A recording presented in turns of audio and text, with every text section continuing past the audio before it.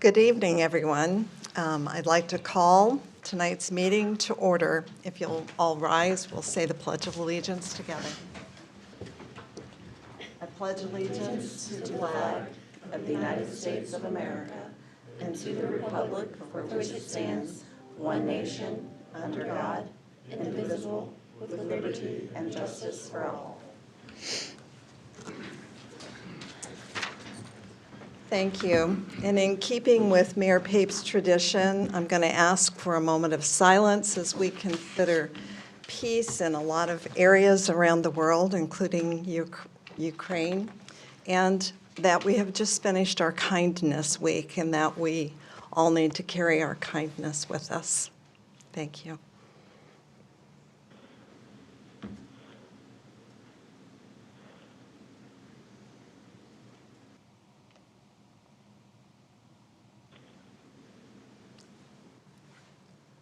Thank you. Madam Clerk, would you call the roll, please? Mayor Pape. Councilmember Shavetta. Here. Councilmember Hands. Here. Councilmember Caldwell. Here. Councilmember Leahy. Here. Councilmember Neal. Here. Councilmember Ryder. Here. Councilmember Silvers. Here. Councilmember Yodridge. Here. Thank you. Our first item tonight is our public items, and I'll read you the information. Members of the public are encouraged to use this time to make comments about matters that do not appear on the agenda. Comments about items on the regular agenda will be taken as each item is considered. Please note that individuals making public comments will be limited to 5 minutes in accordance with the governing body rules of procedure. The city reserves the right to refuse public comments that are personal, impertinent, or slanderous. And I have a sign-up sheet that was out in the lobby, and 2 people who've signed in actually are on topics that will be on the agenda. But then I have another that is not or doesn't appear to be, and that's Dennis and Debbie Burnley, sorry.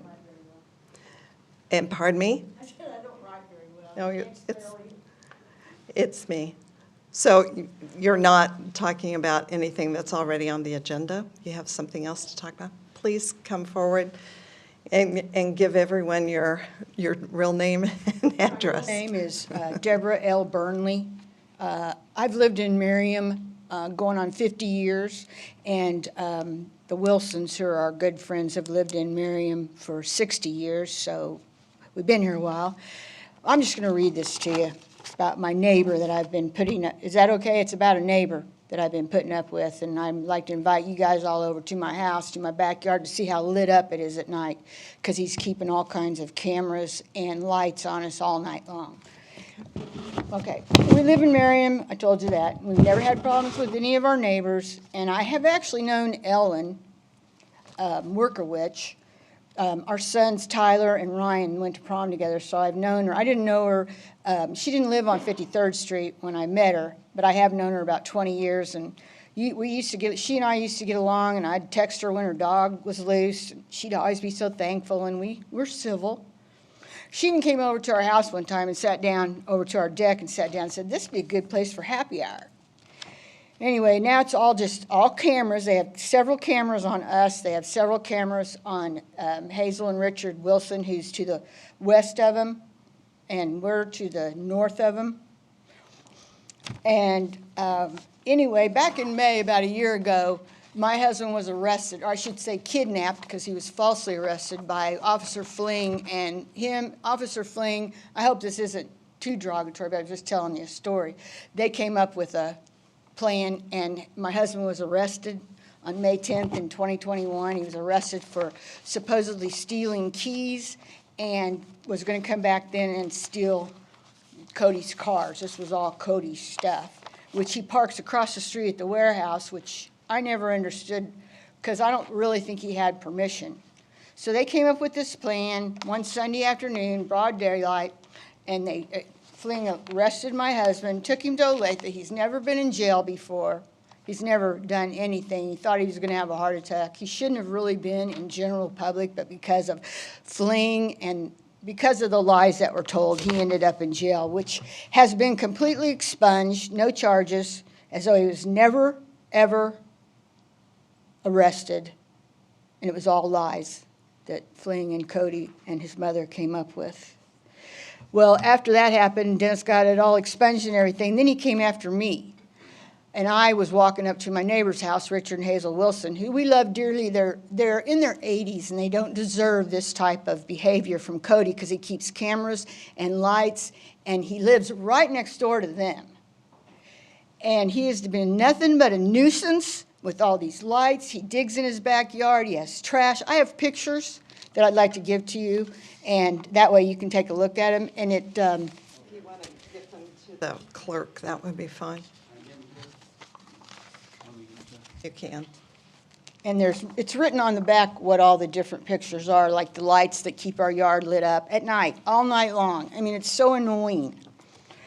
Anyway, so I'm walking up to my neighbors, and I'm walking between a fence and a house, and I'm just kind of walking, and Cody runs out with his camera, and he starts filming me and everything, you know, and of course I reacted. Well, anyway, then 2 weeks later, 2 detectives from Merriam came and cited me for disorderly conduct because I reacted to Cody, and, you know, anyway, because I reacted to him. So, and I've never spoke to Cody face to face. The only time my husband has ever spoke with him was to shake his hand and let him tie into our fence, which he did. Anyway, he just keeps things. The city's been after him for years now, probably, but especially now, and he goes to court next month because they've extended it again for about the 15th time. And his mother goes to court this Thursday. So if anybody wants to come to court and see why they're in trouble, you're welcome. It's public. And, you know, now when Dennis drives up 53rd Street, Cody flips him off. That's what I got in trouble for. So, any questions? No, we I won't, mean, you know, we just- won't be taking any questions. If you just want to leave your information. Yeah, I do. I've got a couple of copies of this that I was going to give to the 2 guys in my ward, and then I was going to give you a copy also. Just go ahead and give them to the clerk, and she'll make sure the right people get them. Thank you. Thank you very much. My turn? Oh, Can I you say want one to more thing? speak as well? Okay, yes. Yesterday, when Cody had all his cars parked in his front yard, and I called the police number. I don't ever call 911, even though I've been told to call 911 by a policeman on Merriam, but I don't. I call the dispatch, and they dispatch, and I talked to a guy, and I told him about all Cody's cars and everything. He disturbed the peace yesterday morning. He woke up a baby that lives about a half a block away, him and yelling going on and everything. Anyway, so I called them. They wouldn't come out. Okay. I gave my Mrs. last Burnley, name. that sound you Okay. heard was our timer. All right? Yes, sir. Well, the main problem I've got. Could you give your Oh, name and? I'm Dennis Burnley. I Okay. live in Merriam with her. Good. And Jason's been in my house, I think, seen or Jacob. I tried to get you. But anyway, he's put a 6x6 metal pipe, 24 foot in the air on his property, has a bar across it like this, and didn't start as a light pole or as a flag wound up, and he's got cameras, one in our bedroom window, one in my garage window, and one on our deck, and so he can see all the way. And he's also put up spotlights, look like landing gear on an airplane, that he's over on 53rd, the people north of us, it lights up their whole living room. I mean, the lights are probably 20 foot in the air, but the cameras are like 24 foot on top of a big metal pole. You know, it's just a surveillance camera pole. And I talked to an attorney, and he said that's invasion of privacy, and he shouldn't be able to do that. And he works all night long. I turned him in for disturbing the peace because he's out there with a hammer drill and an impact driver at 5:38 in the morning. And it's just, and now he's got a big black tarp strung. So when he does his criminal stuff, he pulls this black apron all the way across there, so I can't see him from my deck, and that's when he does all of his shenanigans. But anyway, it's mainly the invasion of privacy, which Jacob's seen, and it's just, we'd like everyone to come out, come by our house and go to our, we have a nice backyard and everything, but this is just doesn't seem normal. I talked to an attorney, and he said shouldn't be 24 foot up there. Okay. So, I'm and you probably see that on the pictures and stuff, okay? I'm certain staff is aware and will do Well, whatever they can to help.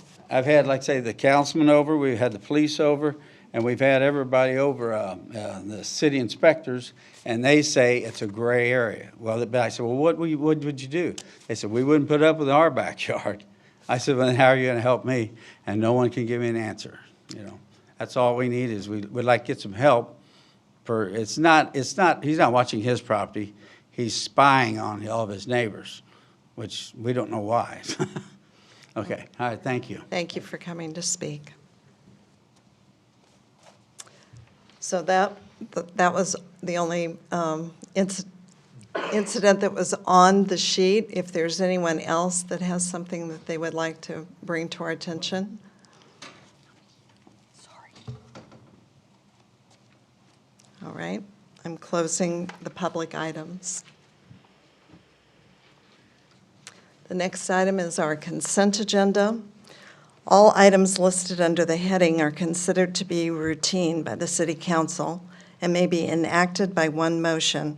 There are no separate discussions of these items unless a council member so requests, in which case that item will be removed from the consent agenda and considered separately.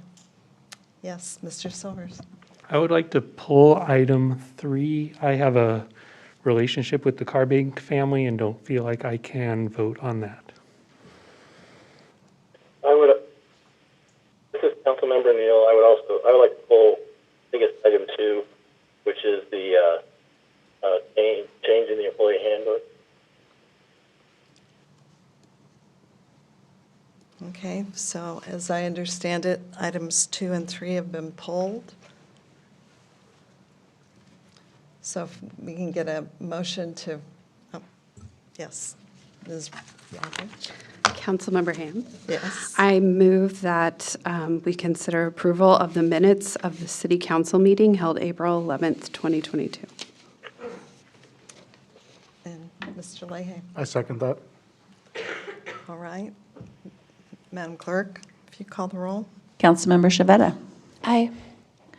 Councilmember Hands. Aye. Councilmember Caldwell. Aye. Councilmember Leahy. Aye. Councilmember Neal. Aye. Councilmember Ryder. Aye. Councilmember Silvers. Aye. Councilmember Yodridge. Aye. Motion passes 8-0. Okay, given that, then let's go ahead and stay in sequence and discuss item number 2 that Councilmember Neal has pulled. Yes, I actually have some questions. I had heard, I think this is kind of germane to inquiry that I received, a couple weeks ago, and had hoped to have followed up with, but apparently there's some clarification, I guess, provided in this change. What's the reason for the change? There's basically what I understand is there's part-time employees who didn't understand how to get the free membership and were denied the membership. Is that the reason this is in here? And if so, is there anything that can be done to remediate the situation where the employees Mr. Neal, there's lost their a little bit of trouble understanding you. I'm not sure if you're really cutting out. Ms. Lacey, do you have some answer to what you think his question is? Sure, yeah. If I understand it correctly, he's asking specifically about the community center utilization policy and what was the impetus for that change or that recommended change. And this is just an opportunity to open it up more because the community center is a new feature for the city of Merriam, and we want to promote wellness for all employees. And this program, participating or getting a free membership as part of your employment, required participation in the wellness program, which has several components to it. So this is really just opening up the opportunity for all Merriam employees to participate without having to go through that wellness program. Because if they are a member of the community center, ultimately, they will hopefully become more well and work out and enhance their physical fitness. So really, it was just an effort to promote that opportunity in the event that somebody wasn't able to complete all the wellness requirements. So, Mr. Neal, does that answer your question? I guess for today, yeah, I was trying to understand what the controversy has been that possibly people have called about. So that helped.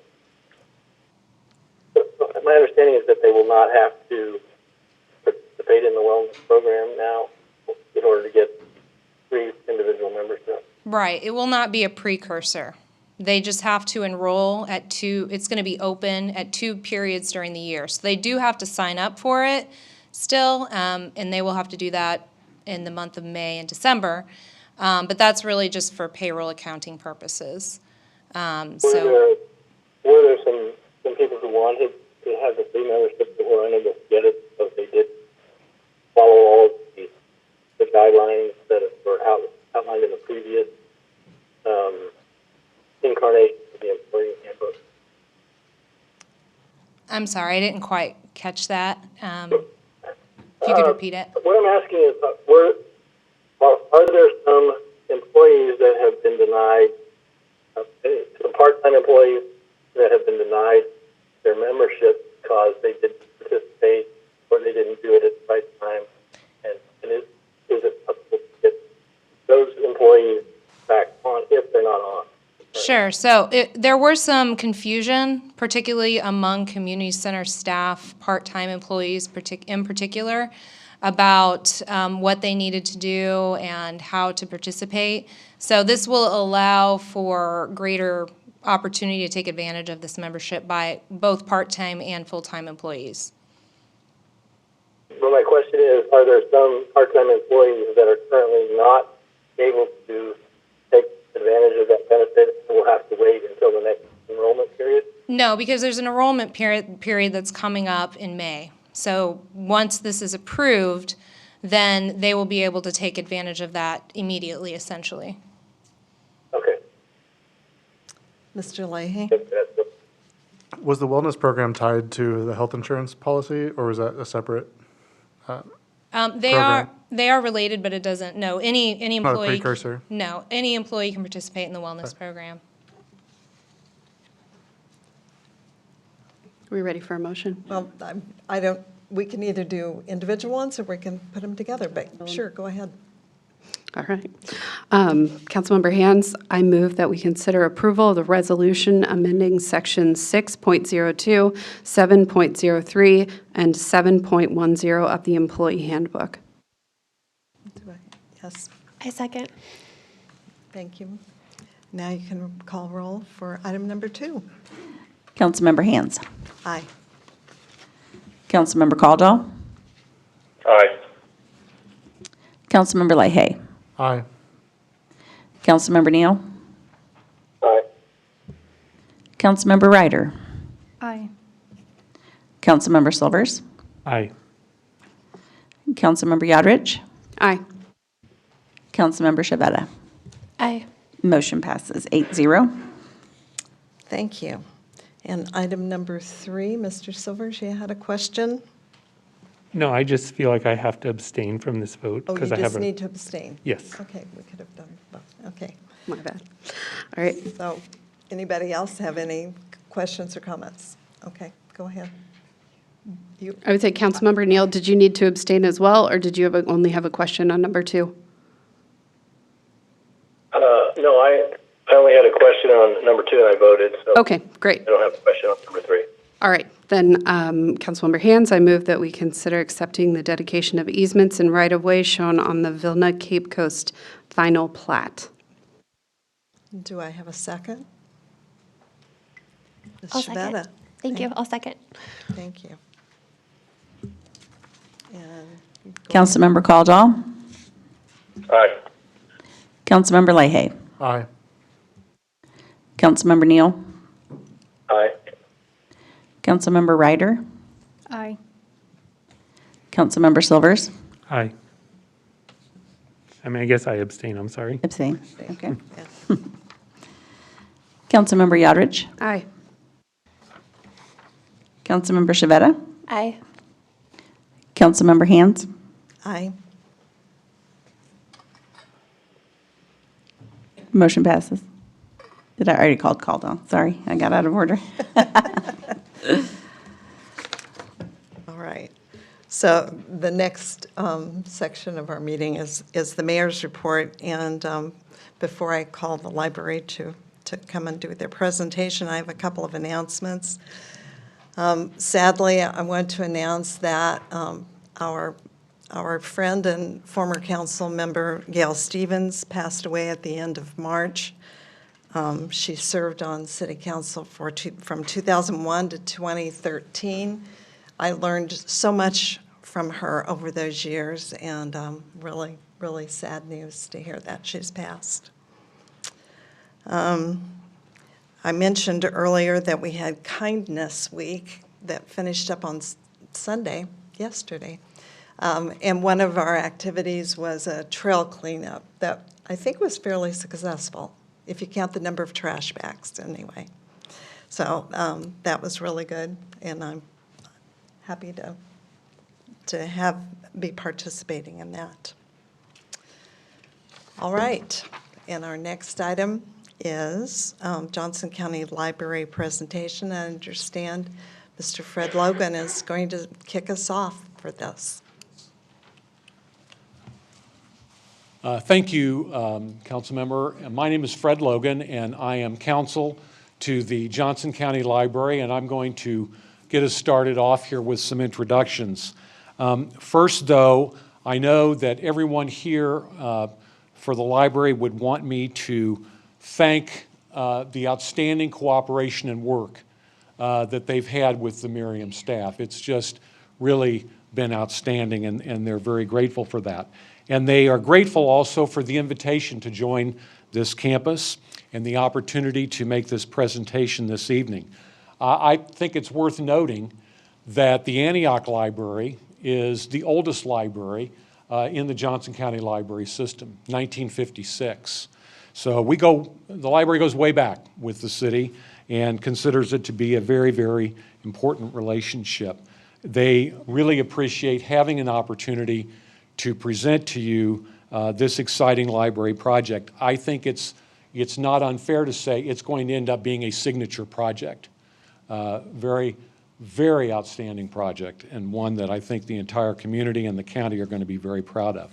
I want to make some introductions so you can see the members of the team who are here this evening.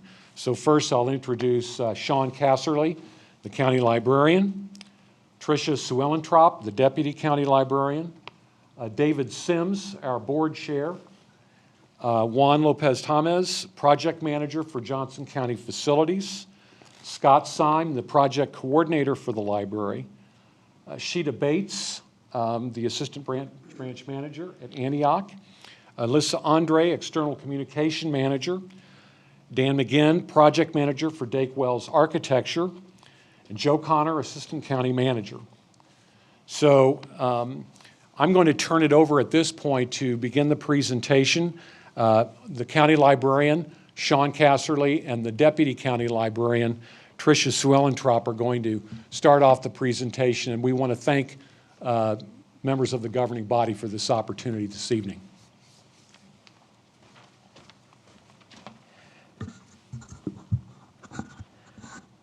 Good evening. I'm Sean Casserly, the director of the Johnson County Library, and I want to say thank you for this invitation to share this. And this is my deputy, Tricia Swellenthrop, and she's going to be talking a little about this, and so we're going to be kind of tag teaming our presentation. One of the things that we wanted to do with this library is to make it a jewel of the community. And what was really important for us was to go and reach out to your community and understand what was most important to you. And so what we've got is some things that we heard and I'd like to share. One of the things that was important was the green space. And Dake Wells has come up with a creative solution to keep that green space. The other feeling that the community wanted was really to preserve outdoor space. And so we've created a kind of a front porch on the library that has a covering that you'll see. The community also wanted to be connected to the outside world. And so you'll see that with the glazing and windows that we've provided. And we've really attempted to do that. And there's also some other creative vistas, which is they wanted great views. And so again, our architect listened to that. I'll hand it over to Tricia and she can talk about some of the other issues. If you're familiar with the current Antioch Library, you may know that some of the most prized seating in the Antioch branch are some of the nooks for reading, for snuggling, for sharing stories with your loved ones. And so we will honor those nooks and the many stories and memories that have been made in those, and those will be in the kids area as well. And then one of our main goals was to increase access and convenience. And so the way we will do that at the Antioch Library is to add a drive-through. We have several drive-throughs at other branches, or several other branches with drive-throughs, and so this will be one of the farthest in the Northeast, so that will add a great deal of convenience for patrons of all types, whether you have lots of little people in your car and you're not ready to get out, or you're in a rush, or the weather, all kinds of things that may make a drive-through very appealing to you. And then we're also very interested in sustainability, and so we'll go for a LEED certification. Right now we're looking at a full electric building, and so we're just in the beginning parts of figuring out what all those specifics are, but really looking to have that sustainable. I'll turn it back over to Sean. Thanks. One of the county's initiative is green energy, and as we look into the future, having a building that was green was important to us, and I think important to your community. One of the things that I am so proud of is the city reaching out to us and asking us to be partners. And it's a really great example of city and county government working together. And I just want to say to Chris and all the professional staff how deeply we appreciate this and how much of a joy it has been working with you through this process. I'm excited about the future. I hope that you feel the same level of excitement once you see the drawings. So we'll get off the microphone. I want to introduce Dan McGann from Dake Wells, and he can start showing you the building.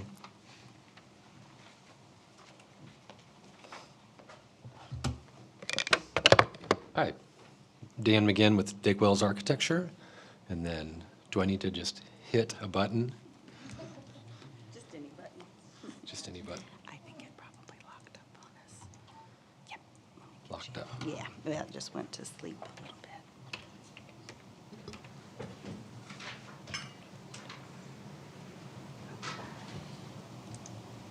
Okay, you can just hit the button, but let me get it up on the screen. So I've been practicing 32 years now, and mostly focusing on public buildings, buildings where the public interacts. But I can just say there's nothing like designing a library. It's a really amazing team to work with this group and with the city, and with my folks at Dake Wells and all the engineering firms. But there cannot be a more fantastic project. So, and the fact it's in Merriam, even better. So we're very excited about it, and excited to kind of show you what we've been working on. So wanted to start off with this slide. We love thinking about the library as a collection of spaces, but first and foremost, it's a collection of people. Different ages and backgrounds. They all have different needs, and we're trying our hardest to keep that in mind as we design the Antioch Library here in Merriam.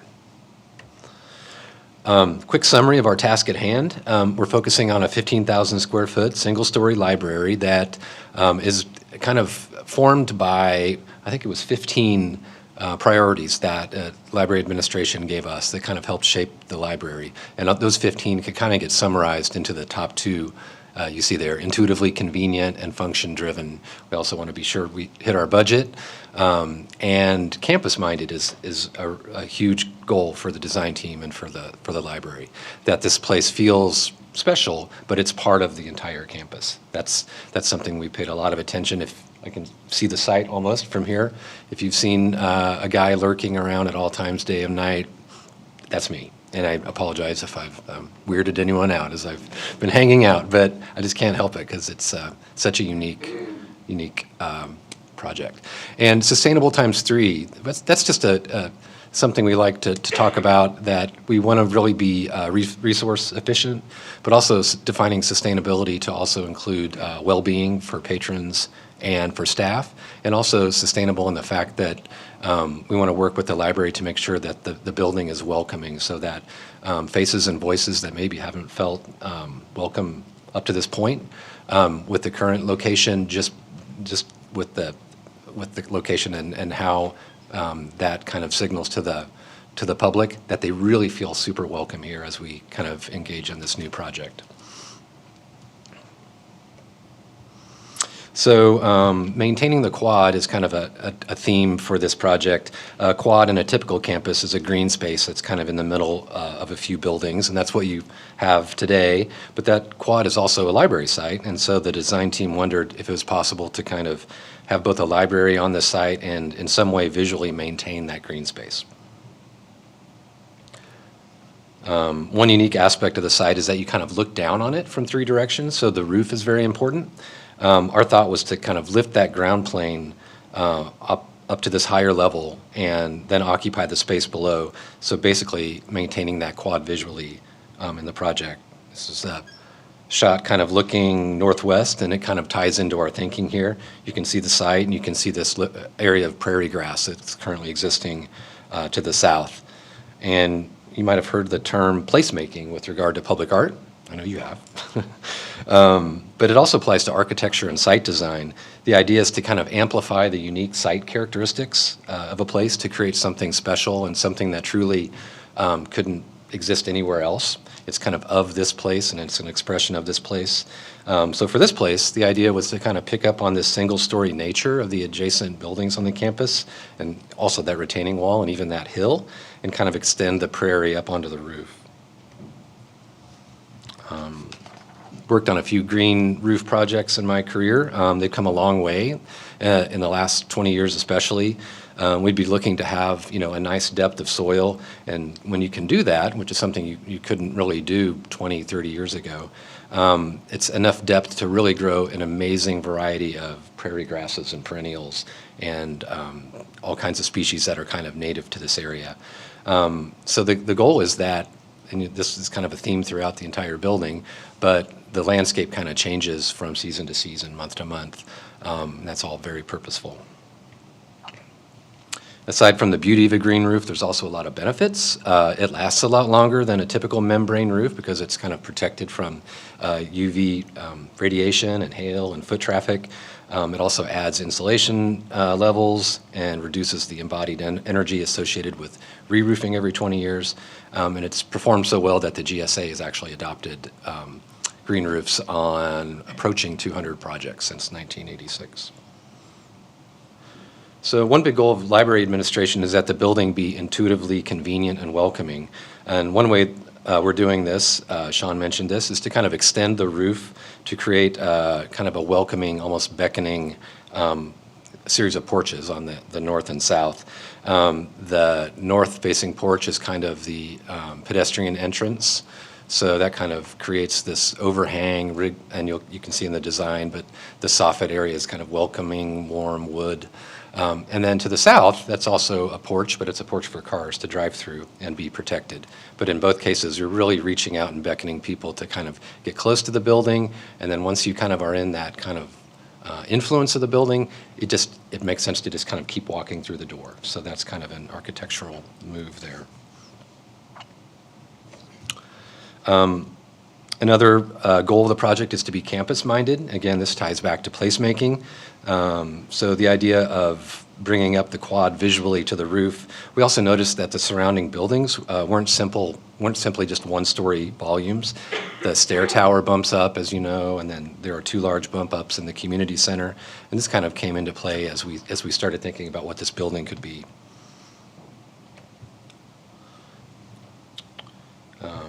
Here's a pic of the site from Slater, and you can kind of see when you look at it, and you really notice it once you start looking for it. There's this idea of a strong horizontal datum with these bump ups that occur. So this diagram just kind of shows that the more we experience the site, we were really picking up on that. And we said, so what can we do with what the site is giving us, what the campus is already giving us? And one thought was to use the bump ups to capture light for the library and to create interesting volumes inside. The goal was that the form of the library be shaped by a diverse collection of experiences inside the library, and then also a resulting diverse collection of sculptural forms on the outside of the library.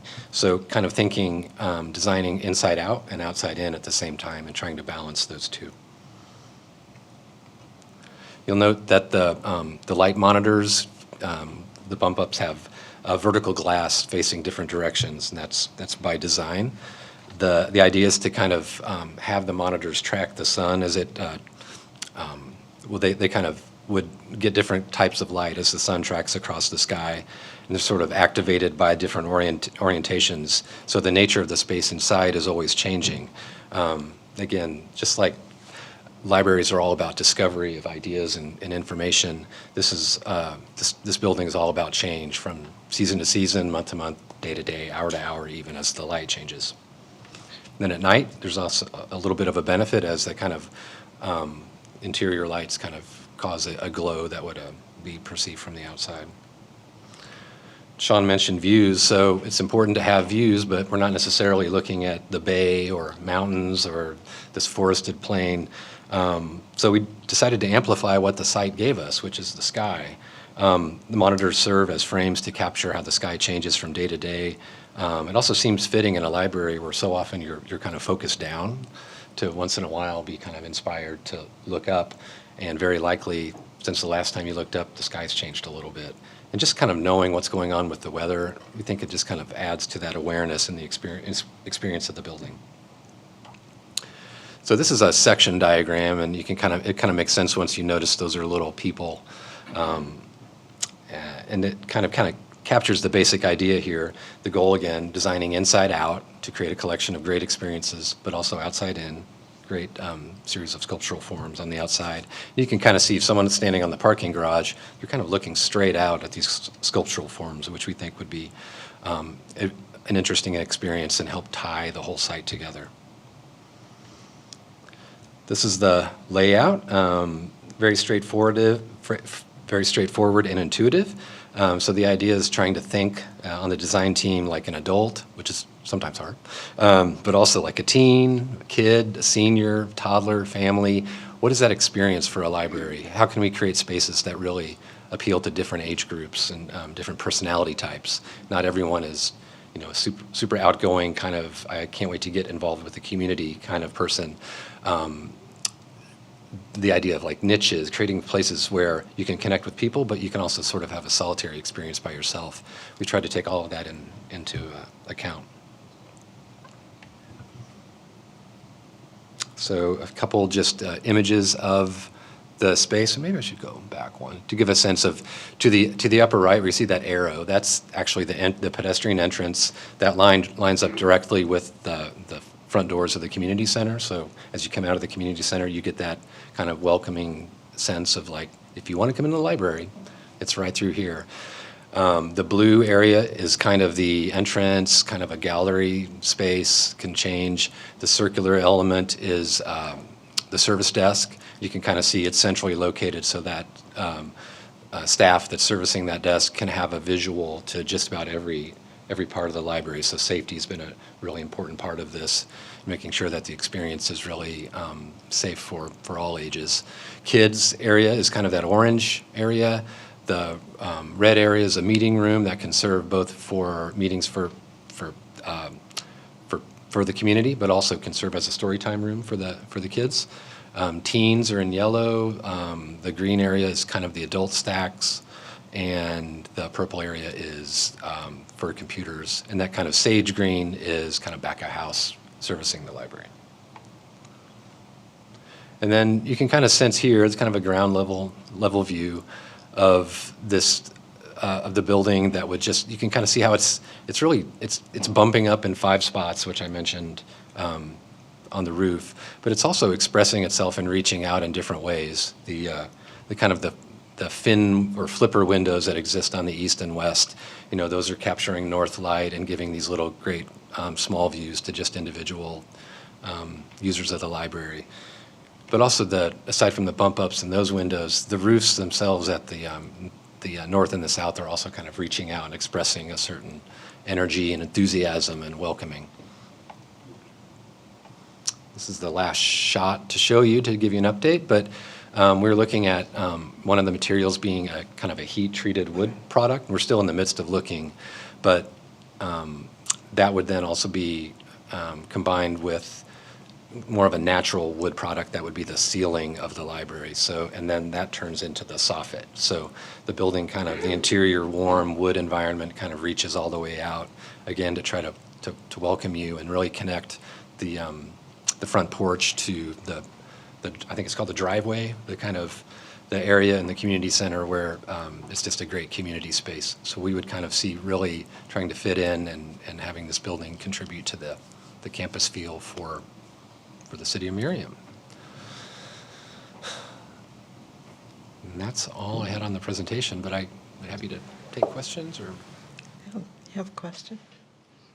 Actually, I have 2 questions, and I know this is somewhat early on in the planning stage, so I understand that things will change over time, but really early on in discussions about this library, I thought I remembered hearing that there were going to be some parking spaces for people with disabilities near the building. I know we have some in our parking garage, but I don't see them on the drawings. Am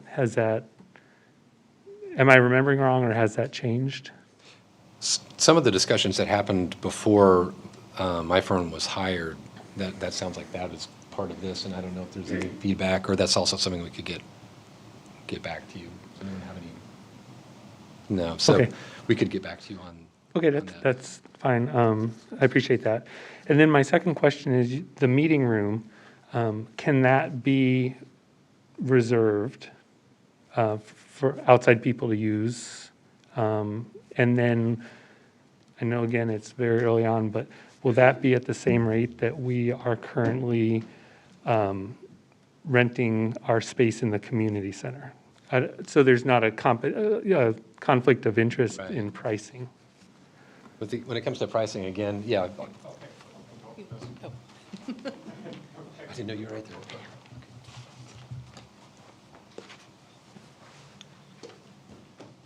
So by policy and just by access, we don't charge for study rooms or meeting room space. We were particularly sensitive to this, and so the team working with the city staff wanted to create a space, but wanted to also avoid competition with that. So we didn't, and again, trying to be a good partner with that, but part of that is to create the same experience for everyone in Johnson County, being a county-wide system. And part of the library's mission is to provide access, and when we charge for rooms, the charge is a barrier. So for those that couldn't afford it, or particularly those who may be starting a business and don't have necessary capital and watching every penny, we still want to be able to provide a resource for them. But as you see, we have not filled this library with meeting rooms and study spaces just for that reason.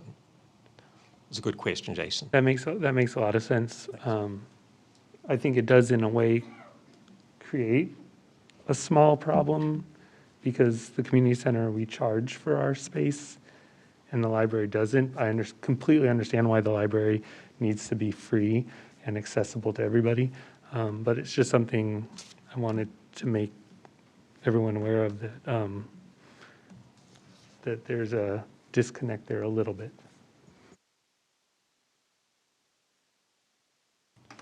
Are there other questions? Yes, Mr. Neal. Hi. First of all, I really appreciated I like the design that you guys have done, and it's really innovative, I think.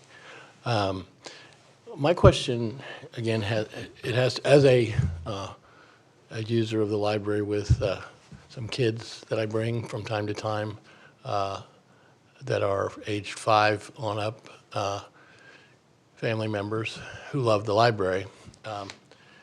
But when there's a diverse a group of people there, they're going to spend, an hour or so, an hour and a half there.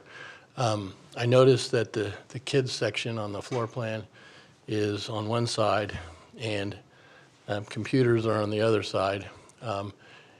And there's quite a bit in between that might limit the eyesight or the line of sight for like the adults that might need to use the computer or something, and the little kids that are in the teens, in the children's stacks.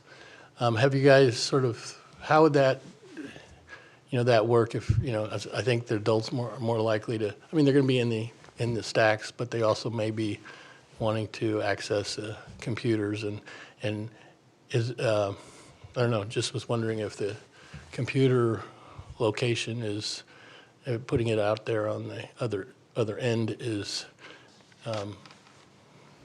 has been, Right. what was the reasons for that? We've considered a lot of different options. You can kind of imagine almost every component has moved around. And one of the reasons they wound up here was to be, they typically have the most interaction with the service desk. And so that they're really close on that front.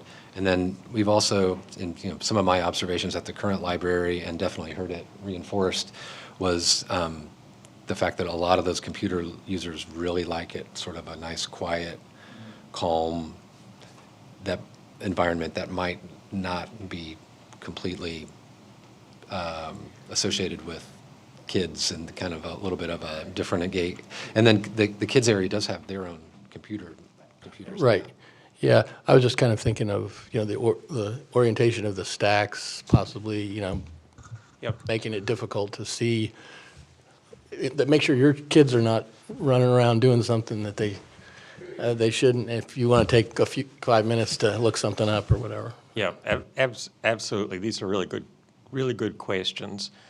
So there are a couple of things. We're going to have Wi-Fi throughout the building, and what we're just seeing is parents often coming in with their own devices today. The other thing is we've tracked it officially, and there's nothing faster on this planet than a 2-year-old.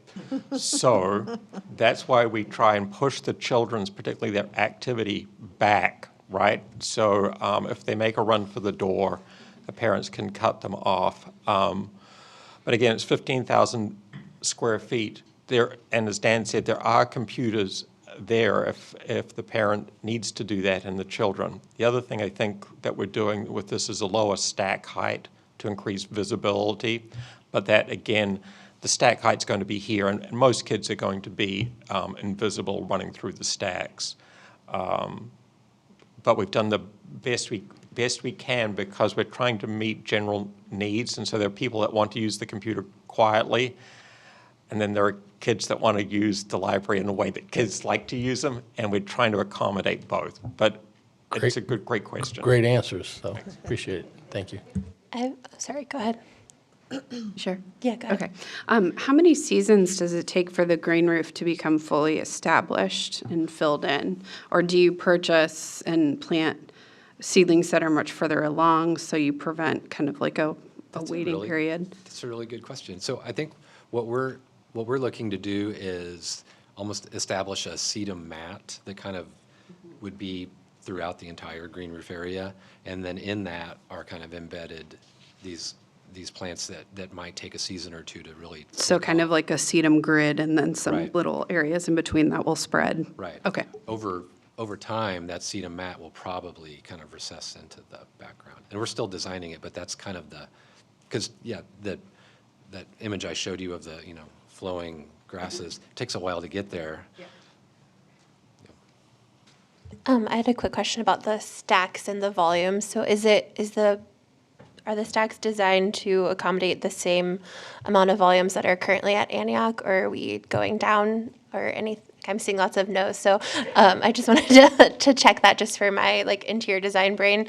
And then the stack height, you're looking at like 40 high. Is that kind of 40 inches high or lower? Okay, awesome. It's great.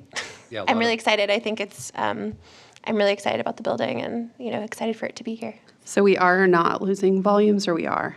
We're not, okay. There's a head shaking going on that says, no, we are not losing volumes. Yes, Ms. Reiser. First of all, I love the green roof.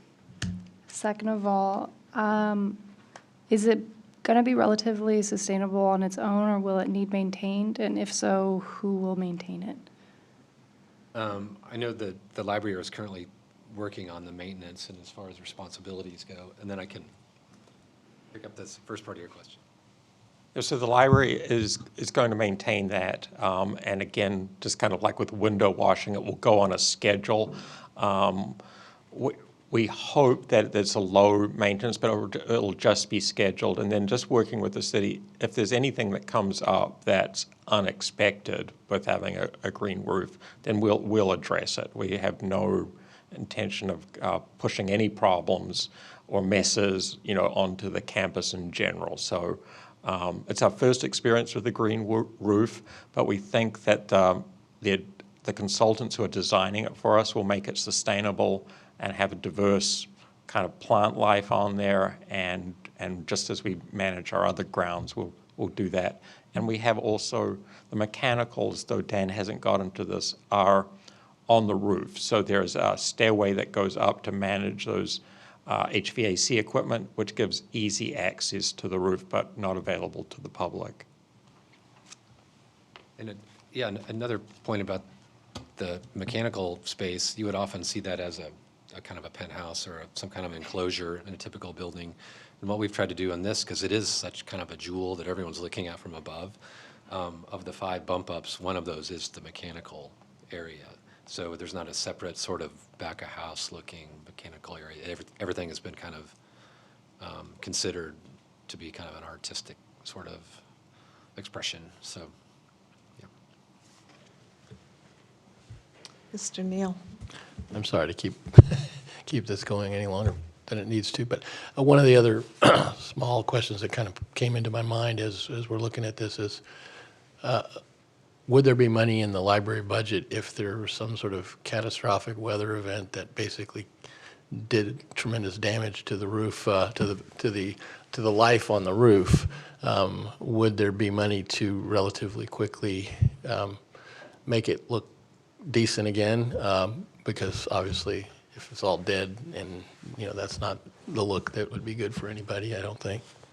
Yeah, absolutely. So we pay, just by the number of locations, we have fire, flood, from leakage from the storms or water damage. That's all insured. And so this building will be under that risk management. The building will be insured. And if there's, say, a high wind event or a tornado and it rips all the greenery or does damage to the roof, then we will repair it as quickly as possible. I will say this is a peculiar time in the country, so there are supply chain issues, which I hope by the time this building is built are way behind us. But the county has been a great partner with this and facilities. And if you remember, the airport had a high wind event not too long ago, and they were able to support the library, the airport, and they would support us in coming up with a plan, working with the city. Because you're a partner, we'll keep you absolutely informed of what's going on, how the repairs, if there's any damage to the roof. My. I just had one more thing. I failed to say that I think the design is spectacular, and I think it's going to look great on our campus. Mr. Leahy. Real quick, as a parent of a 2-year-old, I agree they are about the fastest thing on the planet. I have 2 questions real quick. How far along are you in design? Are you starting construction documents yet? And two, this may be more about the state of libraries nowadays, but it doesn't look like there's as much soft seating for people to linger and read. And I know you're tight for space, but I didn't know if that was the way libraries are being used more, that people were more coming in and just checking out books and leaving, or if people are lingering as much as they used to, if that's been COVID related or just changing demographics. So I think schematic design, complete design development, where you kind of take that many ideas and really focus on one, and then construction documents, we're right in the middle of design development.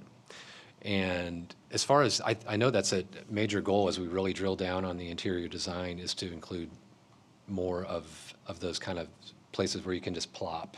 That's why I was curious. I didn't want to critique it too hard, not knowing how far along that was, if this was more of just spatial layout. Right. Part of it is, as we structure the bump ups, those columns are kind of moving around 3 feet this way, and so to try to let those calm down, and then we'll really try to figure out how to create those separate individual spaces. Thank you. So we're not going to create, if you went to high school like me, everyone got the same chair and the same table, right? And last time I checked, we're all different shapes, sizes, and heights. And so if you look at our Lenexa or the Monticello or even the Central, you'll see there's a whole range of different types of furniture. Furniture that you can study at and furniture that you can relax at. We're bringing that same concept here, particularly with what we're seeing is really popular, and we're solving some of the meeting room spaces by creating kind of purchasing enclosed furniture. So it has kind of walls around it, and it has some kind of sound baffling, and you can put your laptop with a built-in table. There's built-in power. We're finding those to be really popular. People still come and linger, but COVID has decimated restaurants everywhere and coffee, but everywhere people did linger before. We're betting that people love that experience and will come back to it, but it appears it's going to be gradual. And our door counts are not the same that they were pre-COVID, but they seem to be rising as time goes on and people feel more comfortable going out in the community.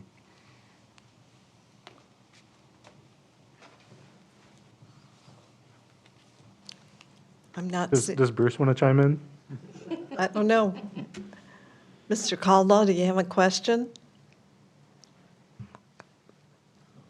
He maybe went to the library. So is this conclude? I mean, you brought such a magnificent number of people to the team. I thought perhaps everyone wanted a chance to speak. No, I think this is it. You're up next. I think that's where I was capping. Okay. So you might wonder what's next. Yes. We've talked about all the insides of the library and the design. And so we'll be talking with your planning commission next.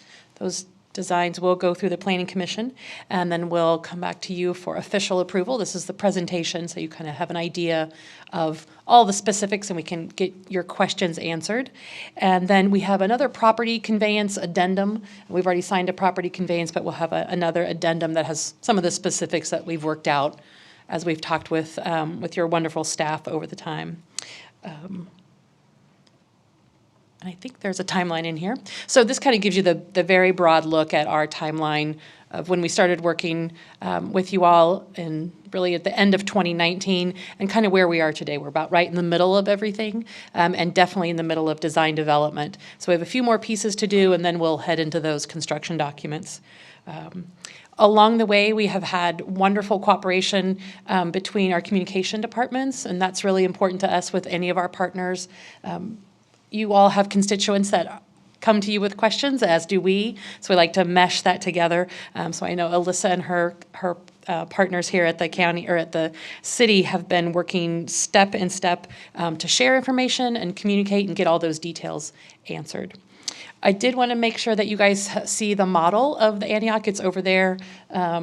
So you can feel free to look at that. And I want to echo the thank yous that Fred and Sean said earlier, and then see if there are any other questions the team can answer for you all.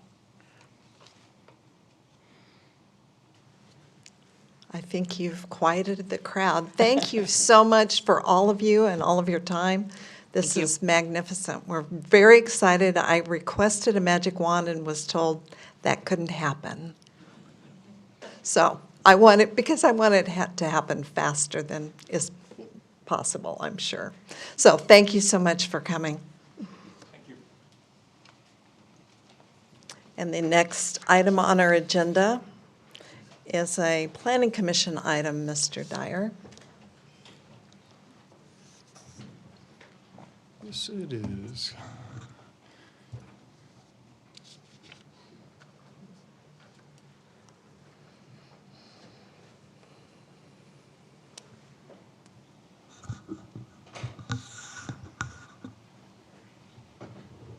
Good evening, Council President, Council members, Brian Dyer, Community Development Director. What you have this evening from your other Planning Commission item that you had this evening, obviously the first one was on your consent agenda, is a request for a change of use for 9424 Johnson Drive. It is Zone Plan Unit Development General, and the applicant, Karma Holdings LLC, is requesting that an additional use of barber and/or beauty shop be added to this Plan Unit Development District. Have it up there on your screen right for you, just to get everybody oriented. Grant Street is over here on the west side. Down below is Johnson Drive. The properties to the north and to the west are zoned R1 single-family residential. They're also developed as R1 single-family residential. Properties across the street to the south, across Johnson Drive, institutional, mostly made up of the Miriam Christian Church. And then the property there to the east that you see the roof on, that is a commercial retail building with multiple tenants, mostly office and a few retail. Again, as I mentioned, Karma Holdings is the property owner. They recently purchased the property with the intent of opening up a beauty shop in there. Upon learning that beauty shop is not an allowable use in there, they began the process of requesting that that use be placed into their Plan Unit Development General District. A little bit of background, a little bit of history. The building was constructed in 1912 as a single-family home. In 1981, the Planning Commission and City Council approved a rezoning from R1 single family to PUDG, Plan Unit Development General. And at the time, the Council and Planning Commission restricted the uses to office and some retail. And the uses did not include barber and/or beauty shop. Staff looked back through the minutes, looked back through the staff reports. We could not find any indications as to why that use was not permitted in there. So again, fast forward to today, a little bit after it was rezoned, most of the uses that occurred in there were office uses. There were a variety of different tenants, including massage therapy in there. So again, fast forward to today, again, the applicant is requesting a change in use to add barber and beauty shop. Staff did do a parking analysis of it based upon the proposed uses of the beauty shop in the lower floor and offices in the upper floor. We calculated that it needs to be about 9 parking spaces required. They look at the site plan, put a site plan together for them. They can get 11 spots there, so there should be adequate parking for it. On April 6, 2002, the Planning Commission held a public hearing on this item, and based upon the information supplied by the applicant and the staff report, the Planning Commission unanimously recommended approval of this change in use request. So with that, I'd be happy to answer any questions that the council may have.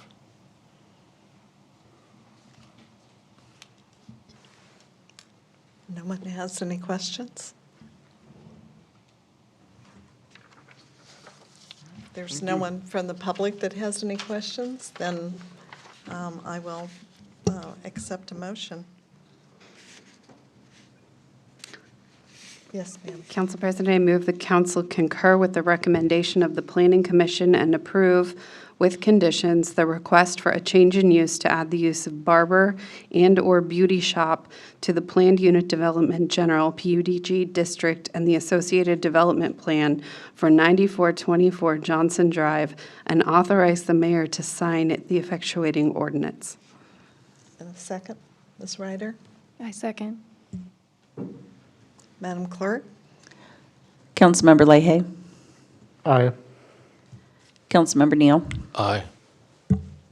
Councilmember Silvers. Aye. Councilmember Yodridge. Aye. Councilmember Shavetta? Aye. Councilmember Hands? Aye. Councilmember Caldwell? Aye. Motion passes 8-0. Thank you.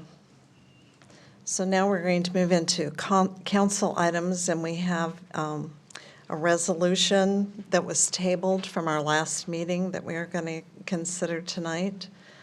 Do we want to go ahead and have the item information presented to us with what you've done since the last meeting? Sure, thank you. So at the direction of council at the last meeting, you had elected to table this resolution to do a little bit more research on the language. Specifically, you wanted to include information about gender identity and the sections of the resolution that outside of just the whereas clauses. So this resolution makes that attempt. So Section 1 and Section 2 both identify sexual orientation as well as gender identity as something that the council does not associate with any sort of mental illness, and that goes on further to say continuing the idea of condemning conversion therapy. So the language is just a little bit different. I did consult with someone who's in the community who could kind of share some of the terminology, and that is what you have before you today. So if you have any specific questions, I'm happy to address them. I'm aware that we do have people from the public who would like to speak. If you're willing to wait, then we'll go ahead and get to those folks. So the first one on the list appears to be Jay Moyer. If you'd come forward and introduce yourself and give us your address, that would be helpful. Hello, everyone. My name is Jay Moyer. I live at 8005 Perry Street, apartment 105. I am here today. I am the Vice Chair of Equality Kansas of Metro Kansas City, and I'm also the Chair of the Kansas Democratic LGBTQ Caucus for the state of Kansas. I am speaking on behalf, however, of my own personal experiences as a member of the LGBTQ community. I openly identify as gay and as gender nonconforming. I'm speaking in favor of an ordinance, and I'd like to tell you why. As someone who is very involved in the community, someone who is very involved with other members of the LGBTQ community, getting to know them and helping them and advocating for them publicly, I hear a lot of stories, and I get to help in a lot of ways that other people may not. Recently, I had someone from my church community reach out to me and say that they were looking, they work in foster care, and they were trying to find an affirming LGBTQ family for a child who had a history of being put into conversion therapy and being put into not accepting homes, places where the child did not feel safe. And I reached out to my friends in the community to see if anyone would be a good match, and we did find someone, even though it did not work out for the long term. This person was a mid-teenager, and this person, like I said before, was not safe. They did not feel safe wherever they went. They did not feel affirmed, particularly because they had been put into conversion therapy. And unfortunately, earlier this week, we found out that this child passed away due to drug-related suicide.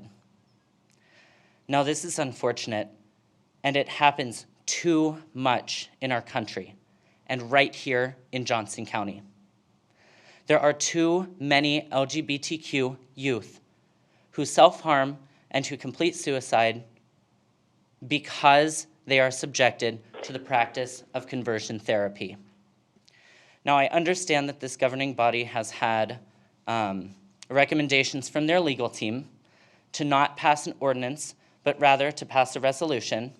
However, I would also urge you to look at the cities of Kansas City, Missouri, Prairie Village, Kansas, and Roland Park, Kansas, and also consider why Merriam would not also pass a comprehensive ordinance with legislation that would fully protect LGBTQ youth rather than simply make a statement that looks like you are in support. I don't want to place the blame on anyone, and as I always like to say when I'm up here at the dais, I am a resource. I am someone that I would be more than happy to have a conversation with you about some of this and to talk to you about why I believe some of the things I believe. However, this is something that is near and dear to my heart and personal to me, and in recent times, it has kind of struck me.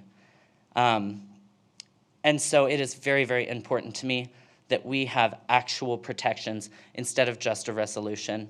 And if your legal team needs to go back and do some research about why I believe that that an ordinance would not be unconstitutional, then I believe that they need to do their due diligence. I will also close with this. If you do pass the resolution, I will be happy that the city even had a conversation about this. However, I will not stop. I will not stop advocating until I feel as though there are real protections for LGBTQ youth in every city in Johnson County. Thank you. Thank you, Mr. Moyer. The next person that has signed up is Harry Giannikan.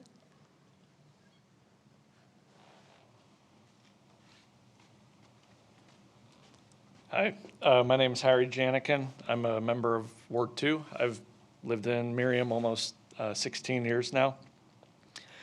I'm glad I'm not limited by 5 minutes. It's a complicated subject.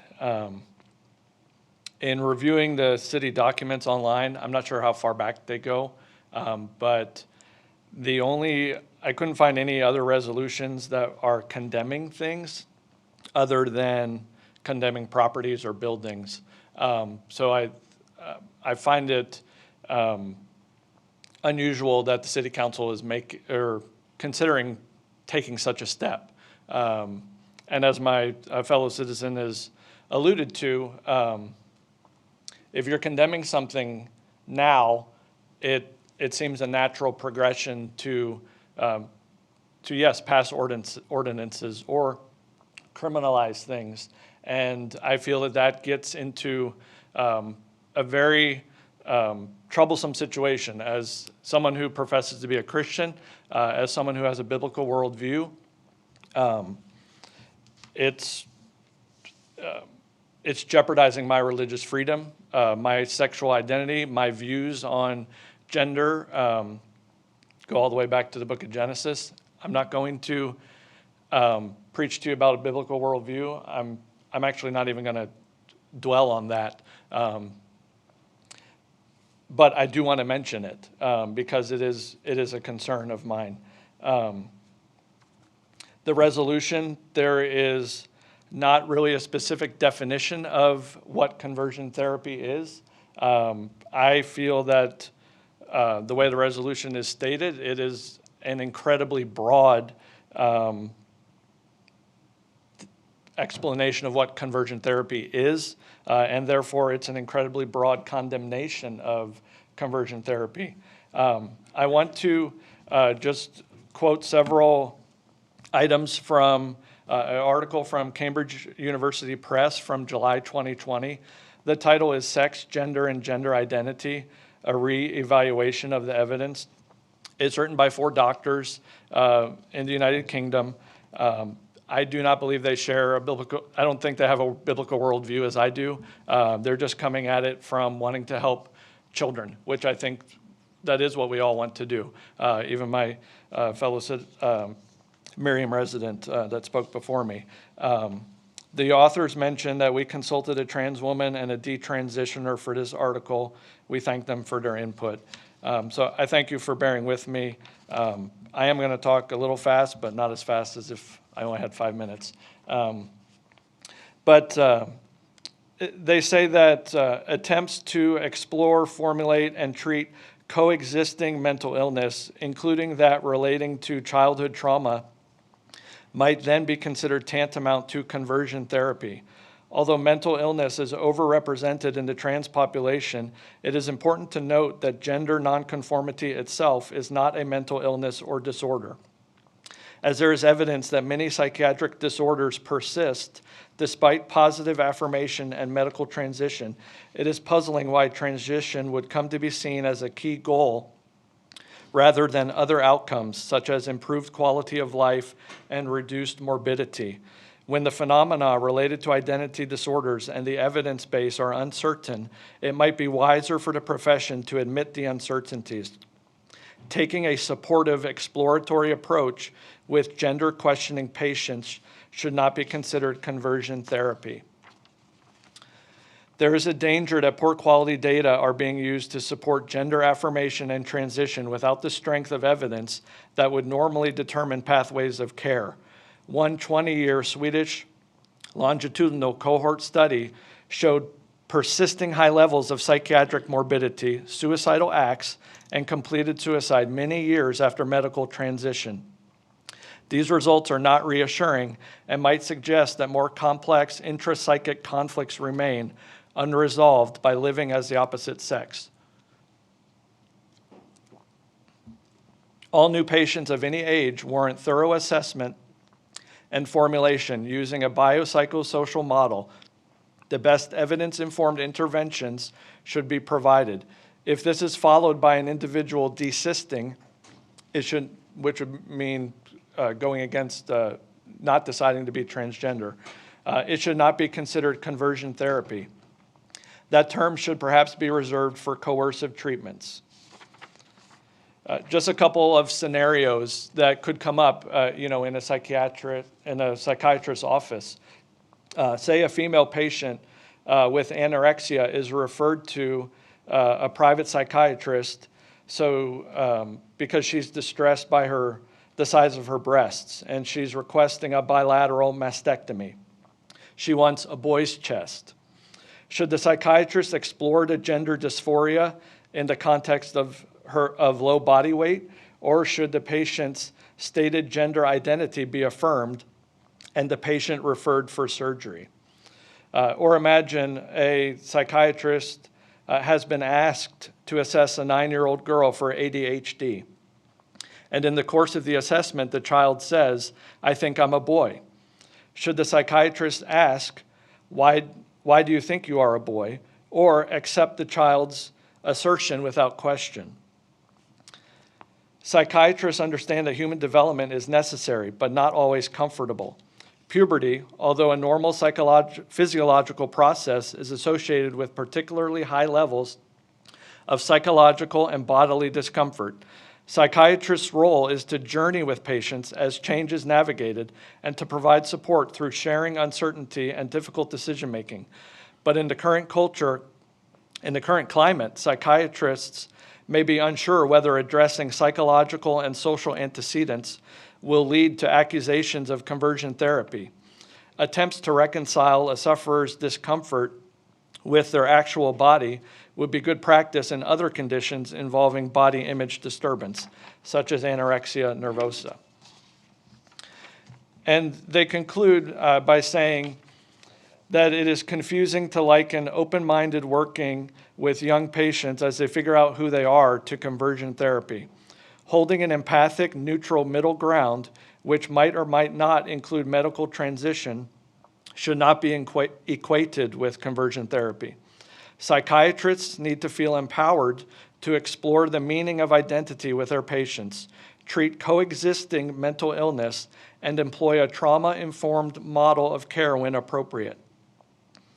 The counter-argument to unquestioning gender affirmation is that the process of medical transition may itself prove to be another form of conversion therapy, creating a new cohort of lifelong patients dependent on medical services and turning at least some lesbian and gay young people into simulacra of straight members of the opposite sex. Psychiatry sits on this knife edge, running the risk of being accused of transphobia, or alternatively, remaining silent throughout this uncontrolled experiment. Respectful debate, careful research, and measurement of outcomes are always required. It is with that sentiment that I think this resolution should not pass. Thank you for your time. Thank you, sir. Those are the only two had signed up, but I believe we have others who may want to speak. Ms. Rowe?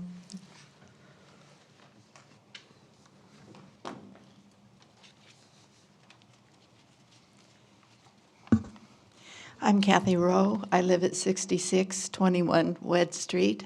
I'm in Ward 4. First of all, I want to thank all of you for allowing me to speak tonight. It is a privilege. I want to thank you for your service. My husband served and sat right there, Amy. And I appreciate the time and the sacrifice that it takes. It's not something easily done. And third, I would like to just thank the city of Merriam for the wonderful city that it is, where I've raised my children and where I have chosen to retire and live for the rest of my life. Maybe I'll be 100, who knows? Anyway, as I listen to everyone speaking tonight, I think you all realize, as I do, this is getting pretty complicated. And I wanted to address this resolution condemning and discouraging the practice of conversion therapy. I realize that this is a resolution and not an ordinance, for which I am grateful. I didn't really come to discuss the merits or the non-merits of the resolution. But as a council, I understand your desire is to provide the very best outcomes for the citizens of Merriam, and that this resolution is well-meaning. But as a resolution that reaches as far as this one does into the private, personal lives of its citizens, it reaches way outside of the role of municipal governments. As I carefully read this resolution, and believe me, I'll bet I've read it more times than you have. I went over it and over it, thought about it word by word. And I had to ask if it is the proper role of our city government to pass a resolution that could possibly violate our citizens' rights, even those that you wish to protect. I think it could in these several ways. It could possibly be a violation of the parent-child relationship and parental rights. It could violate the sanctity of our homes. It could violate freedom of speech. It could violate the ability of a private practitioner to conduct their business, or violate the beliefs and personal faith of its citizens. This could violate the right of a citizen to determine what their very own children are taught. And it puts you as a council, especially if it were to be advanced to an ordinance, in a situation of being put in a position to judge your very own citizens as to whether we have bias, to whether or not they are founded or unfounded beliefs, as to whether or not a citizen is ignorant or simply not in agreement. As I thought about this, I thought, wow, this is way outside the role of our city government. So I decided I needed to be on firmer ground, and I started to do some research. As I searched for the roles of a municipal government, first one that I went to was whitehouse.gov. And this is a short paragraph about what they say the role of a municipal government should be.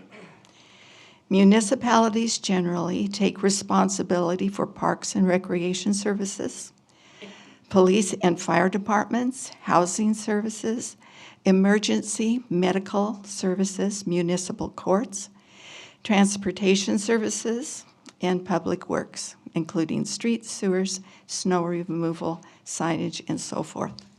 And you know what? Merriam does a great job. Thank you. I always know I can hear the snowplow right outside my window pretty quickly. I then just did a simple Google search, It brought in a little bit more. It said the goal of a city could be to provide revenue, to maintain, grow, and improve local infrastructure and community services. Local governments can initiate a community's economic planning efforts and build upon their official community plan and the role of shaping community growth and determining use. Still, I did not find anything, not even close to what this resolution is covering. So I decided to go to Kansas. And I looked under Kansas statutes, chapter 12, cities and municipalities. It contains pages of information. So I didn't open everything, but I went down the headings. Again, nowhere did I see anything that gives our city this responsibility to delve into the personal lives of our citizens in such a manner. This just isn't the role of a city government. Because of that, and I know it's well-meaning, but I do not believe this resolution is in the bounds of the role of our city government. I also believe that it infringes upon the God-given and constitutionally given rights of every U.S. citizen. And this is a big step. I am asking tonight that you remove this resolution from the agenda because it is not in accordance with the proper role of a municipal government. It's just not. I couldn't find anything that said this is where a government, a municipal government, should be stepping into. This will take courage and guts on your part, because right now it's a very popular thing for governments and states to be jumping on the bandwagon. I understand you're under a lot of pressure, and I'm sorry that you're feeling this pressure to perhaps vote or pass a resolution because you won't be the only city not doing this, but you're not. I know some cities have been mentioned that have, but they haven't mentioned those that haven't. Unfortunately, I think if you continue, you could be sliding down a very slippery slope, which I don't think you want to do. Bad law and bad resolutions, no matter how well meant, are still bad. Their ultimate results can be catastrophic for us all. I trust that you will really think about this and about the role of Merriam City government and whether or not this belongs here at all. I don't believe that it does. Thank you very much for hearing me this evening. Thank you. Mr. Shapley? Shapley, sorry, I'm mispronouncing everything this evening. Good evening. Brian Shapley, 8904 West 49th Terrace. Kind of changing what I wanted to say as we went along to the night. As I said last time, my job, I feel, is kind of to react and give information based on what people are saying. And I thank everybody who's taken the time to speak tonight, and I know that all of the words have been heartfelt. Sometimes I have trouble controlling my reactions to some things. The first thing that popped into my head tonight is every single one of the arguments given for not passing this resolution have also been used for other horrific torture devices. Every single one of those arguments have been I have heard used to promote the act of female circumcision, the mutilation of bodies. It's a religious right, it's a freedom, and yet we as a country have decided it's torture. We're not going to allow that. And that didn't start with the country. That started with local governments, state governments, and then when it needed to happen, the federal government. The job of smaller types of government, if you will, I happen to think local government's very powerful and very important, but the smaller areas of government, the job is to do what the larger are not. Anything that the federal government doesn't do is the right of the state. Anything the state doesn't do is the right of the local government, until that can go through. I remember very distinctly a few years ago the discussion on the non-discrimination ordinance here in Merriam. And nearly every one of the arguments that we've heard against this resolution, we heard against that ordinance. I also remember distinctly that you as a body received myriad legal advices that passing that ordinance would open up the city to all kinds of lawsuits. Not only do we know that didn't happen, but this body not only decided unanimously to pass that ordinance because it was the right thing to do, but you added teeth to that ordinance that were not even originally recommended. You added repercussions to going against that ordinance. I'm wearing a few different hats tonight, and I'll kind of give my recommendations based on which hat I happen to put on. As Jay had said, being a member of Equality Kansas of Metro Kansas City, I am on the board of that organization. I am also an executive member of Equality Kansas, the statewide organization, the only organization in the state of Kansas that fights for LGBTQ civil rights. That organization has a policy that we cannot support resolutions because resolutions don't save kids. Resolutions have no bite, have no repercussions. And in this case, part of me feels strongly that we are mildly suggesting that people not torture children in our city limits. That's hard to accept. Because we need to look at what we're talking about. Conversion therapy, and I have a hard time saying that without doing air quotes, I'm trying to keep my hands down. Conversion therapy is a proven failure. There's absolutely zero proof of it being a successful endeavor. But it's also considered torture by most of the world. Almost every industrialized country, other than the United States, calls conversion therapy torture, and they have banned it from the country. We have 20 states in the United States that have outright banned conversion therapy on minors across the state. That's been for years. Nobody has seen, I think if we look at this being unconstitutional, none of those states have been sued and lost. It's not unconstitutional. It's been protected by the Supreme Court. 20 states, the District of Columbia, and over 100 municipalities have all enacted bans on conversion therapy. One lost a court case because of specific language that was struck down within that ban, not for the ban in general. So when we're looking at what conversion therapy is, I know it's not defined specifically in this, or very specifically in this, and that's on purpose because of the generalities of being a resolution. But what we're talking about is torturing children. Electrocution of a child until they say they're not gay anymore. That's what conversion therapy is. That may not be every type of conversion therapy. That's a specific physical abuse. We know for a fact from history of talking to all of these thousands and thousands of people who've been through conversion therapy that they have been abused psychologically, physically, and emotionally abused throughout the process of conversion therapy. That's what we are fighting against. So again, wearing my hat of Equality Kansas board members, we can't support a resolution.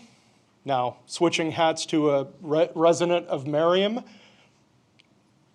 I'm very, very happy that we're having this discussion. I'm happy that you're considering any form of discouraging this practice of torturing children. Again, my personal feel is that a mild suggestion that people not torture kids is a little less than we need, but I would be happy to see that happen if we can't have a ban. As I said 2 weeks ago, I would suggest we look at a ban. Unfortunately, in my experience in talking to city councils across the state of Kansas about issues like this, that doesn't happen. I know some other people have said it just makes sense that if we have a resolution, it'll come into a ban. Unfortunately, we've seen that hasn't happened with non-discrimination ordinance or bans on conversion therapy, but I would love to see it, Merriam, be different. But again, you as a body, and I know makeup is a little bit different, but you as a body took the information about a non-discrimination ordinance, 3.5 years ago? 3 years ago. You took that, you took the advice of council to not pass it, and you unanimously passed it and added teeth because the right thing to do is the right thing to do. I urge you to keep that same strength of character tonight for the citizens of Merriam, and at the very least say we cannot condone torturing children within our city limits. Thank you. Thank you, Mr. Shapley. Mr. Crooks. Crone. I've known him a long time. Yes, yes, you have. Billy Crone, 6633 Wed Street. Section 1 of the resolution, I will quote, opposes all portrayals of lesbian, gay, and bisexual individuals as mentally ill. What about asexual people, pansexual, or heterosexual, which of course is very common? The exclusion of these people, as currently worded, implies that it's okay if they are portrayed as mentally ill due to their sexual orientation. I doubt that was your intent, but the language of this resolution excludes quite a lot of people. This resolution signals inclusivity and diversity, but I fear its intent lay elsewhere. I suggested language like this: simply condemn non-consensual therapy. That's it. Don't enumerate specific minorities at the expense of others. Don't cede authority to unnamed professionals and their accurate information. Just look where this led us over the last 2 years. Be plain and to the point. Condemn non-consensual therapy. Protect those you're worried about without stirring divisive national politics into our local community. But as no council member nor staff have mentioned a single conversion clinic actually torturing children here in Merriam, I'm left to conclude that the divisive national politics is the underlying intent of this resolution. I'm not alone in this observation. And as a gay man myself, it's hurtful to be used as a pawn in these politics. One of the finest things about any community is the diversity to which people of all different values and beliefs contribute. Diversity is not just what we see. Diversity is more than the color of a person's skin or who they love. Diversity is all around us. Diversity of families, beliefs, religion, politics, and values are too often overlooked these days. It's essential not to just tolerate, but to welcome all forms of diversity. We must not bully others to set aside their values for our own. Government has no business using its voice to position one specific interest over another. For whatever reason, our attorney talked you out of a ban. In lieu of that, you compromised to merely condemn. But should a city be condemning people? Is that the role of local government today? Do the founding documents of this city or any other entitle it to steer the moral and ethical compass of its citizens? I don't think so. Morals and ethics are the realm of a family and of the individual, perhaps even of religion, philosophy. As we've heard right here, many churches, as we've heard in the previous weeks, many churches already oppose conversion therapy. Churches and individuals have a right to promote specific political views. Government, however, must abstain from using its time, coercion, or taxpayer money to divide people by taking sides. You represent everyone. And I need to be clear, I don't support conversion therapy. I think it's a stupid, ineffective waste of money, and it depresses people. But so is alcohol, gambling, social media, and divisive government that holds important meetings out of public view. Will you condemn those things as well? The legal advice council received last month was paid for by our neighbors, but council chose to receive that advice, discuss it, and reach a decision out of public view, and we deserve to know why. Kansas law does not require that it be kept secret from the public. The public deserved to witness that discussion, and it should have been on the record. It's obviously a hot-button topic and it has drawn a lot of attention, perhaps on purpose. Even its supporters have been hurt by the shortcomings and oversights of this resolution. We, the people, deserve to hear all discussions of our elected representatives are having about this.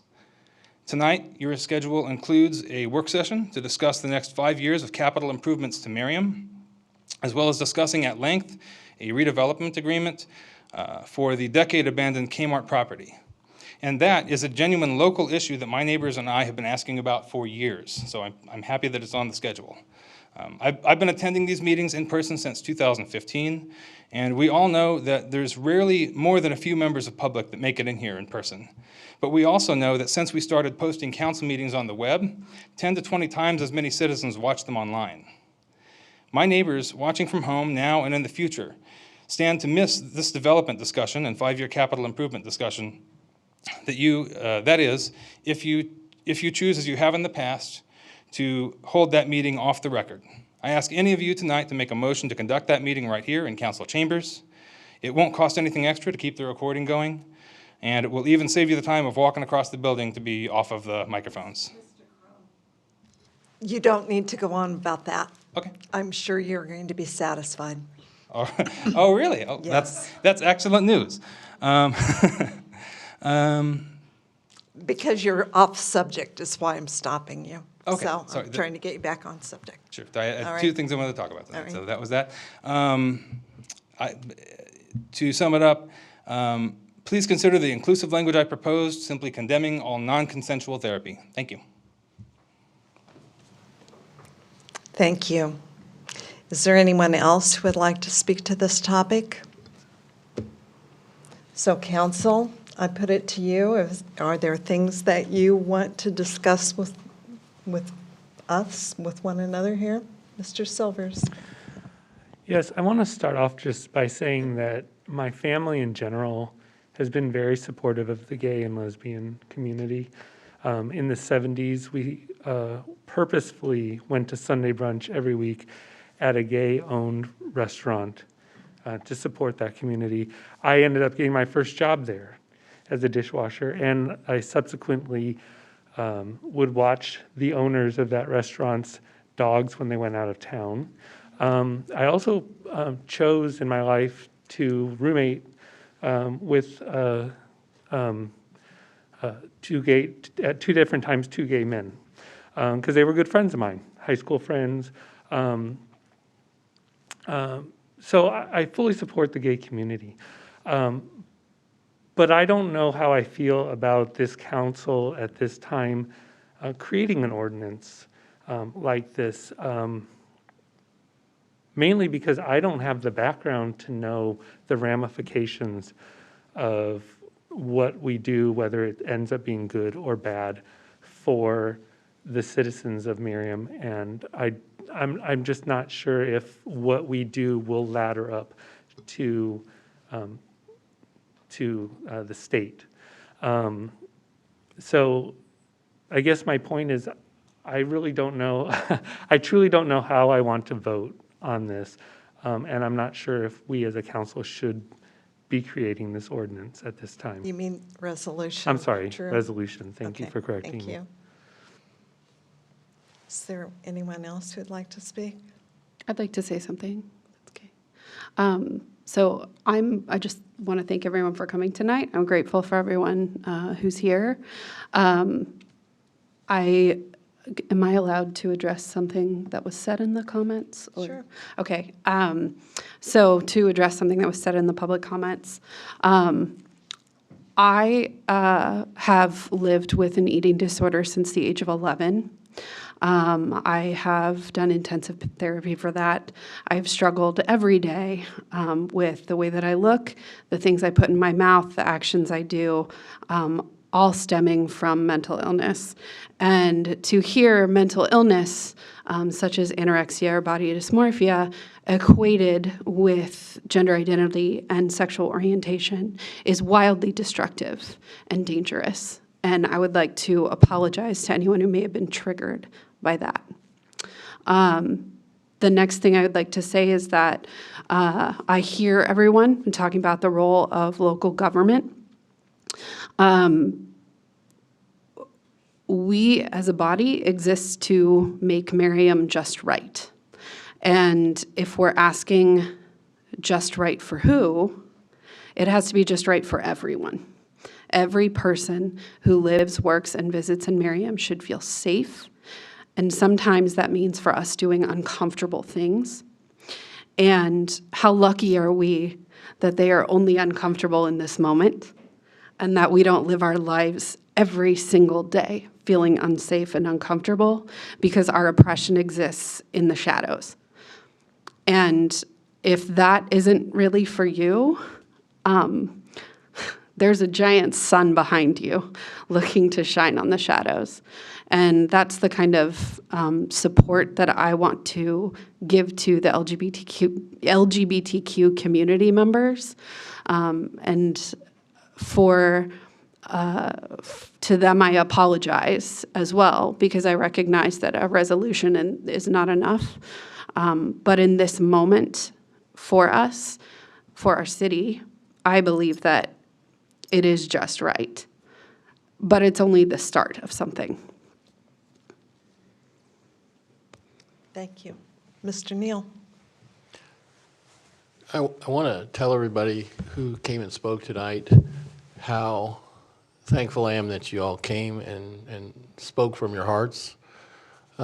This particular resolution is a product that has come together after several weeks of deep soul searching, probably from all of us, about about all the issues, about but particularly for me, it comes down to what is the appropriate role of a municipal government. And when we are, and as Jason said, I'm not an expert. I'm not an expert on the topic of conversion therapy. I'm not an expert on the topic of Supreme Court cases. But I do know that, and I listened, and I'm going to address Billy's question, I listened carefully to the advice of legal counsel, and the advice and the research and the citations were strong enough for me to conclude that passing an ordinance at this time is probably unconstitutional. That then obligates the city or puts the city in a position of potentially some point in time having to defend a law that we pass, which we will probably lose and spend taxpayer money defending. And this discussion in general, as far as I'm concerned, is a little above my pay grade. So we came to the conclusion that expressing our personal opinion about conversion therapy, whatever that actually is, because I'm not an expert, is the best that we could do at this point. And so we have a resolution which will not put the city in legal jeopardy, but allows the majority of the council to express their feelings about the practice as it applies to non-consenting youth and non-consenting adults. And we've hammered it out as best we can. And so with some difficulty, I have to respect the process that we've gone through to try to reconcile various members of our community and their concerns. And so I will support this resolution. I will not support an ordinance.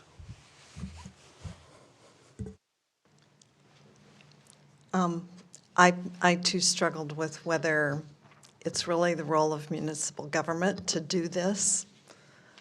I very, very strongly believe that conversion therapy and all brothers and sisters of that kind of therapy is inappropriate, dangerous, suicidal.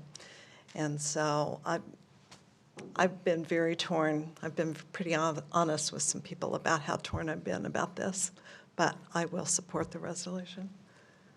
So, given that, is there anything else? I was going to make a motion. Please. Make sure, Bruce, I know you're on the phone. I didn't want you to think.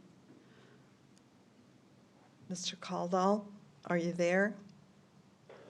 Yes, aye.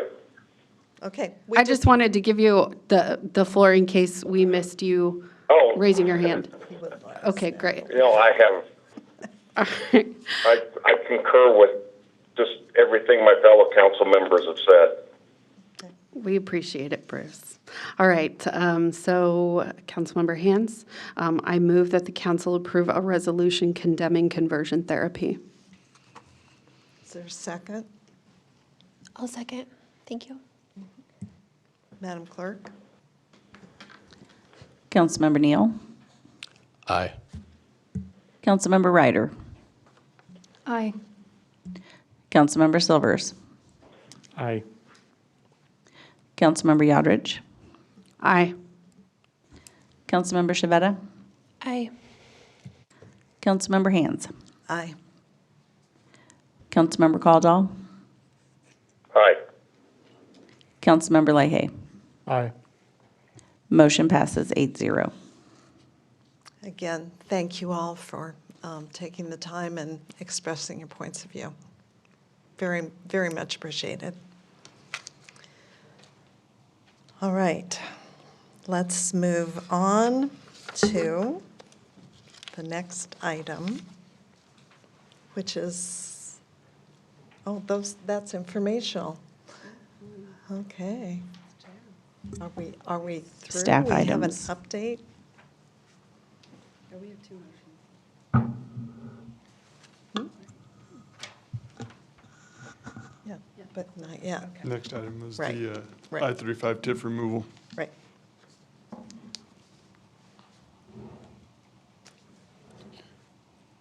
Good evening again, council members. Brian Dyer, Community Development Director. So what you have before you this evening is an ordinance to remove a portion of TIF, move a portion of property from your TIF district. Really kind of also going to run through a little bit of information that we have out there in regards to some high-level look at what the proposal is for the overall for the Kmart property, which is what we're talking about this evening.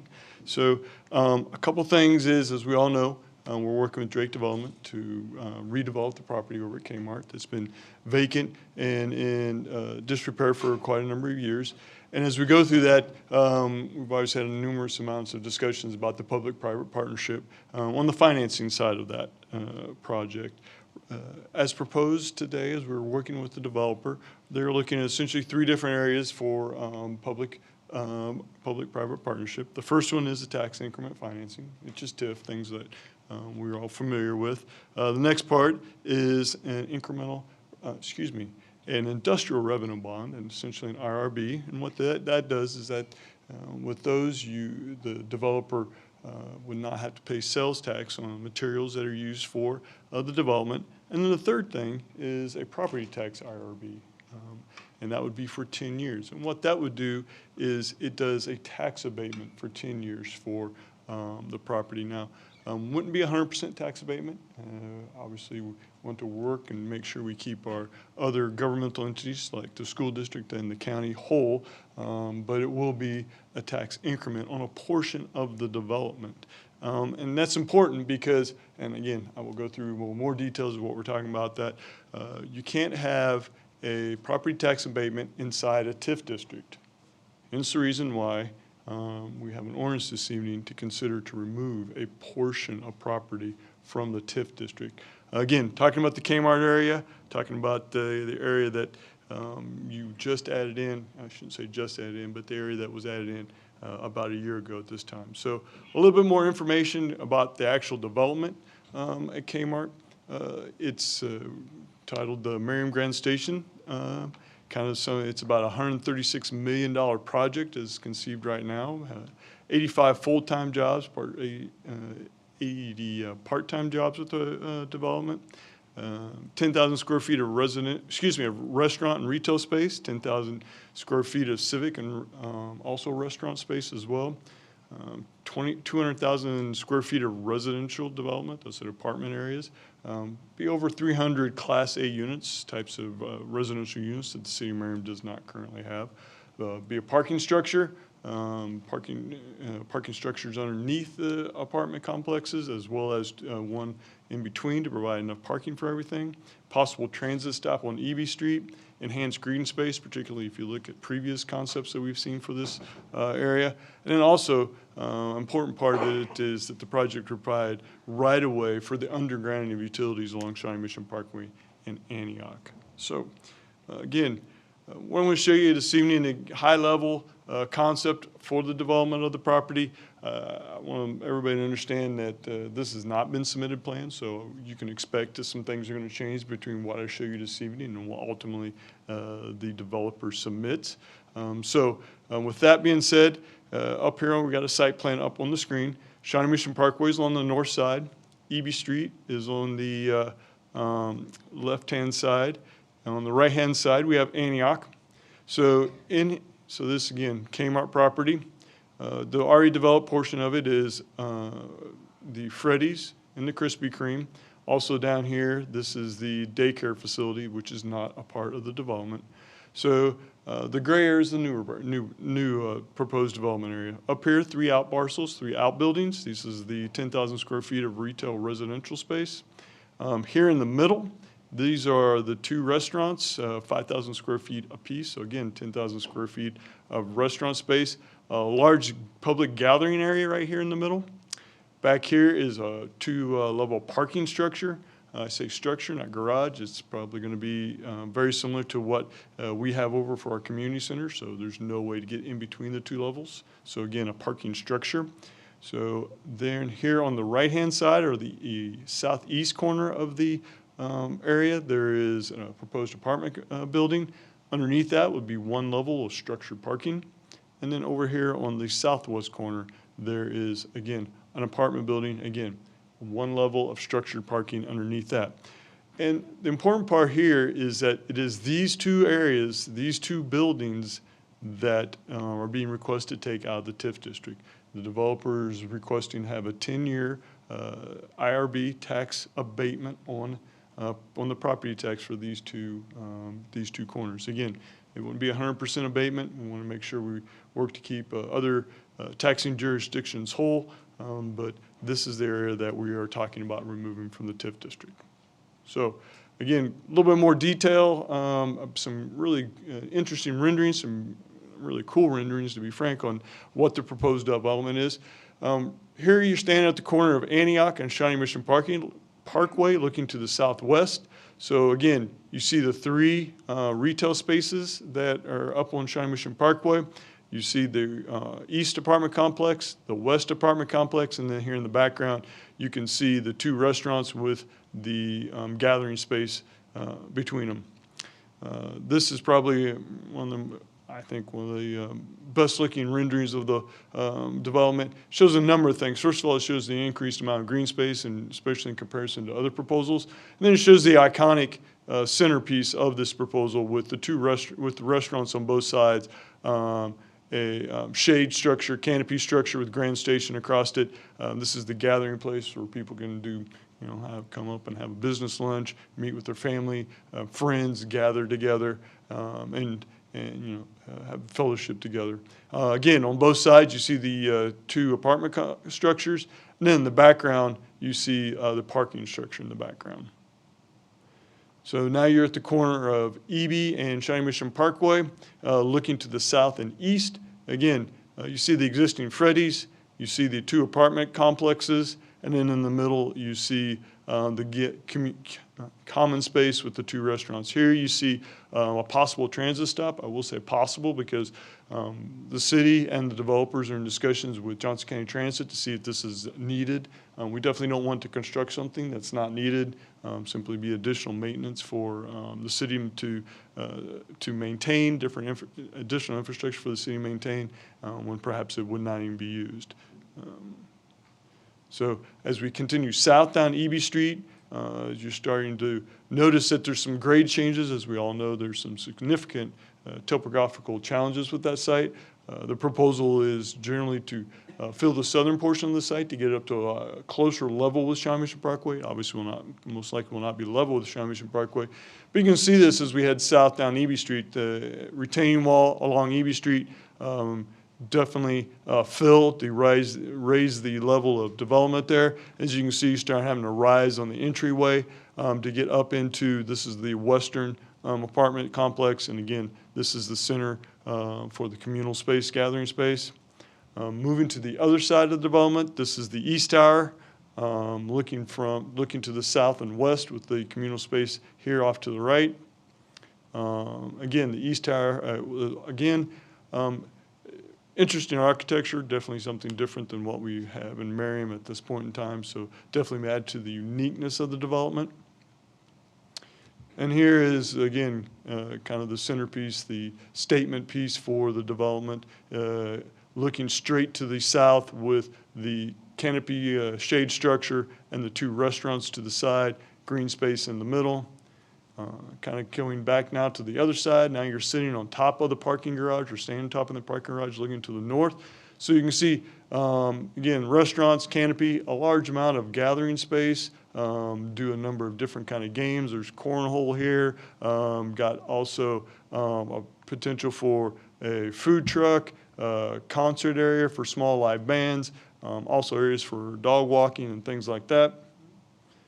Now you're standing underneath the canopy structure looking to the south, and you can see the parking garage. Proposal right now is to do a live wall, a living wall on it, so it would break up the parking garage to make it look a little bit less stark. Now, again, looking at to the southwest with the potential for, again, a food truck. Looking over to the east, see the large courtyard, gathering space, folks to play games, meet with their family. Looking over now at to the east, this is the ability to have live shows.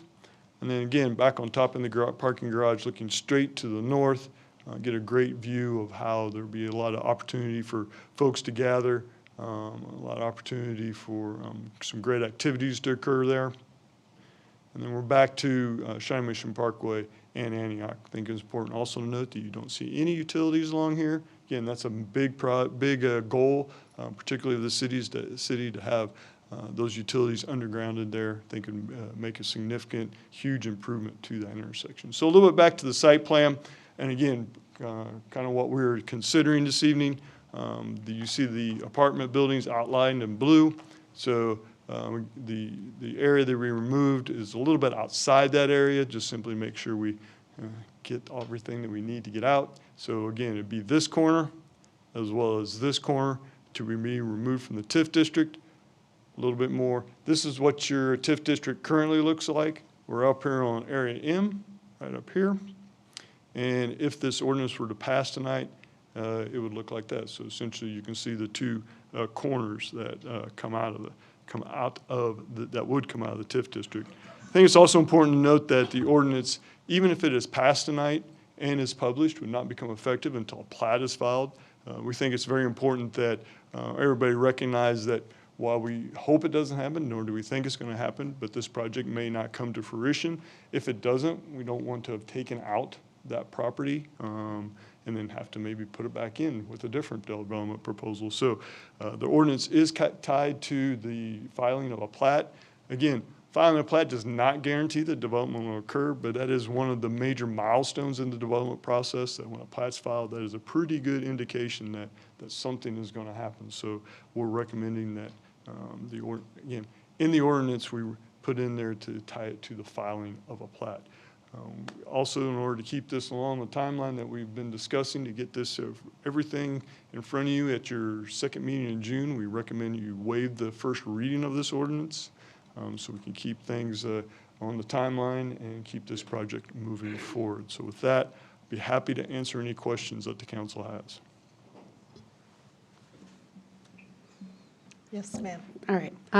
So if we don't do the bus stop there, do we know what the closest one is to that area? Do not know. Again, that's we have to there are a number of bus stops along, I mean, on the street, but as in constructed bus stops dedicated like that, don't know. Again, we are talking with Johnson County Transit to make sure whatever is done works to their needs. Okay. Yes, sir.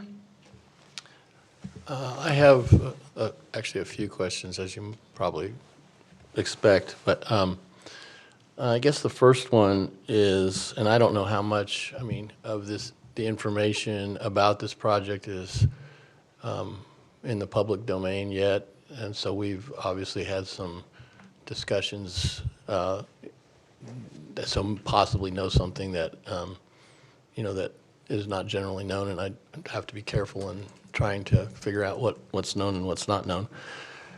This project obviously is attractive. I love the idea, the design. So, and that's what we saw a lot of pictures about that. What I don't know yet is the financial package that goes with this yet, and so I have some questions. I don't know whether they're appropriate to ask or not at this point. I know we're going to talk about them in a work session, which we haven't had yet. So my question, I guess, is voting to do this tonight, is this premature, since I don't know some of the key things that I would like to know. We added this Area M to this TIF district when a project was presented that didn't come to pass.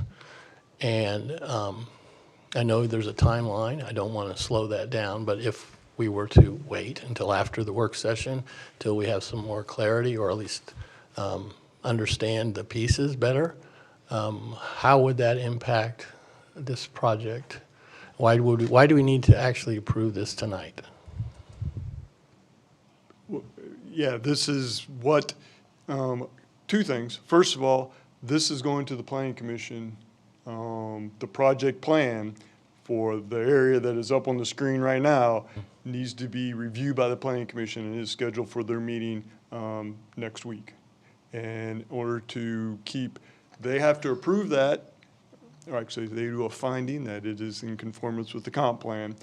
They have to do that before you can pass a resolution for the public hearing. And so the public hearing resolution has to be approved no more than 60 days, but at least 30 days in advance of your public hearing. So that sets the date for that. And then it also has to be published no more than 2 weeks, but no less than 1 week before you actually have the public hearing, which puts us to the second meeting in June. So if it does not pass tonight, the Planning Commission cannot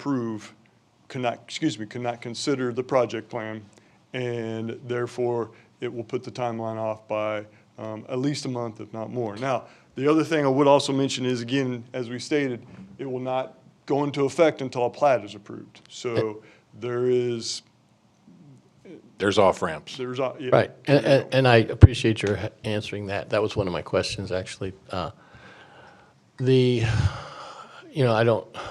I'm going to wait till we have the work session, and hopefully people who are interested will stay and listen to it. But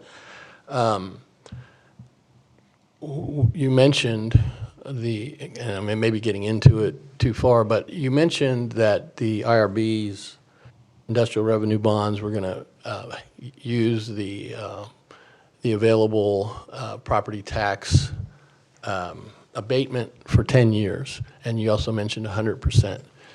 I assume that we're going to talk about all of that during the work session. This is just a planning item. And it was not 100%. It's not 100%. Well, you can do payments in lieu of, which can be part of the development agreement. I understand that. And I don't know what those are or what's been talked about, but, the school district and some of the other districts. And they're not really relevant to this planning item. Well, if you'll recall last year, what we did, we added the TIF area before we got to the RDA discussion. As we talk about multiple plates that spin at different speeds. This is one distinct individual plate that likely the RDA, which are all the issues you have concerns with, would be a completely different document and conversation. I understand, and I understand the schedule, but I also understand that when you do things piecemeal, you kind of commit yourself.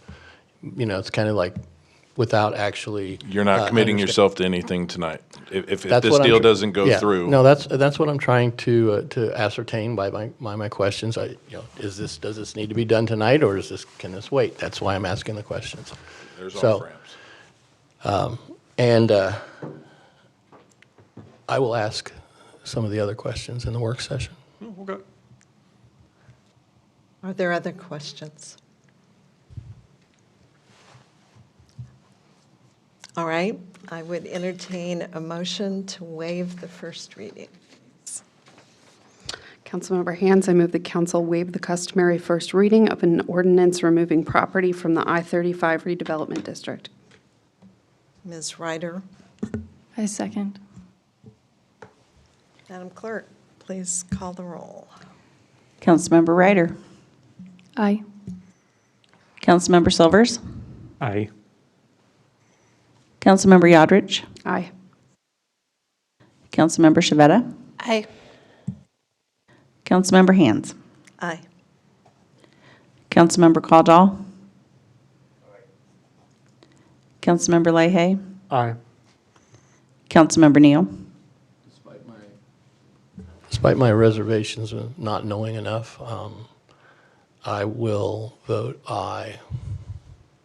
Motion passes 8-0. Thank you. And now I would entertain a second motion to approve the ordinance. Ms. Doddridge. Councilmember Hands, I move the council approve an ordinance removing property from the I-35 redevelopment district. Ms. Shavetta, Thank you. I'll second. Madam Clerk. Councilmember Silvers. Aye. Councilmember Yodrich. Aye. Councilmember Shavetta. Aye. Councilmember Hands. Aye. Councilmember Caldwell. Aye. Councilmember Leahy. Aye. Councilmember Neal.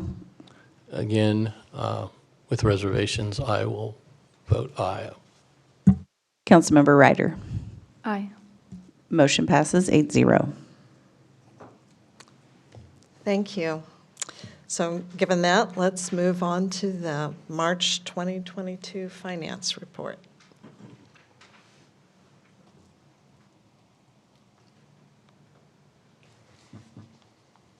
Okay.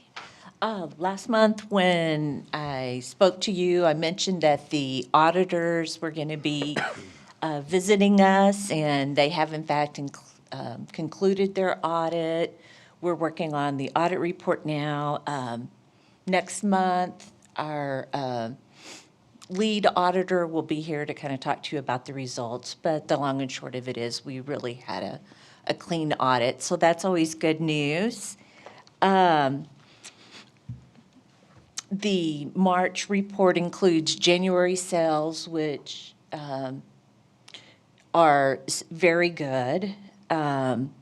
We should get February sales tax information later this week, and also information on the transient guest tax.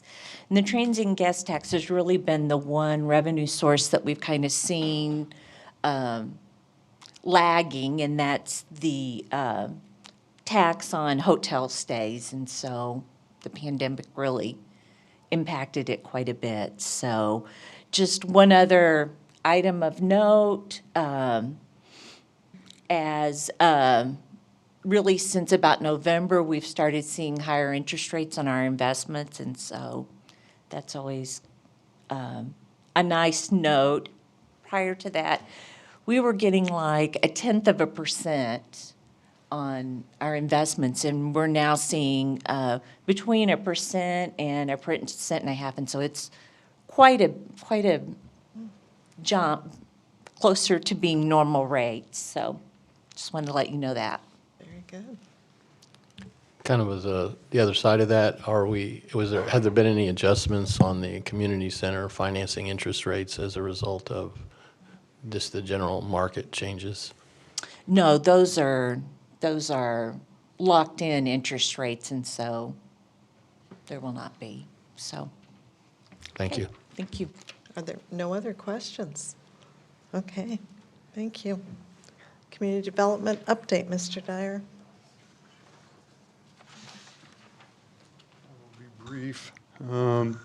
Just talking about the grants, and some of you may know that we have a composting grant out there, refund you for attending a workshop, and also we'll refund you for if you construct or buy materials to make a composting bin. And we're having our first composting workshop on May 19th from 6 to 7 p.m. It will be online. It will be a virtual workshop partnering with K-State Extension Office, so you can get all that information on our website. Had a number of people already signing up for it, so had some initial high amount of interest in it. So our exterior grants have all that money allocated. We're on a waiting list now, so if anybody's interested in that, still have room on that waiting list for them. Our sustainable grant, that's one that we're having to need some more people to be interested in, need some more people to apply for it. So if you know anybody who's doing HVAC, doing windows, doing anything that might fit in that, please send them our way. Obviously, as people come in for building permits and things like that, we also try to get them into that program as well. So that is really all I have this evening. I'd be happy to answer any questions. No questions. you. Thank you. And there are more informational items or staff items, Mr. Engel? I have nothing, but I'm happy to answer any questions.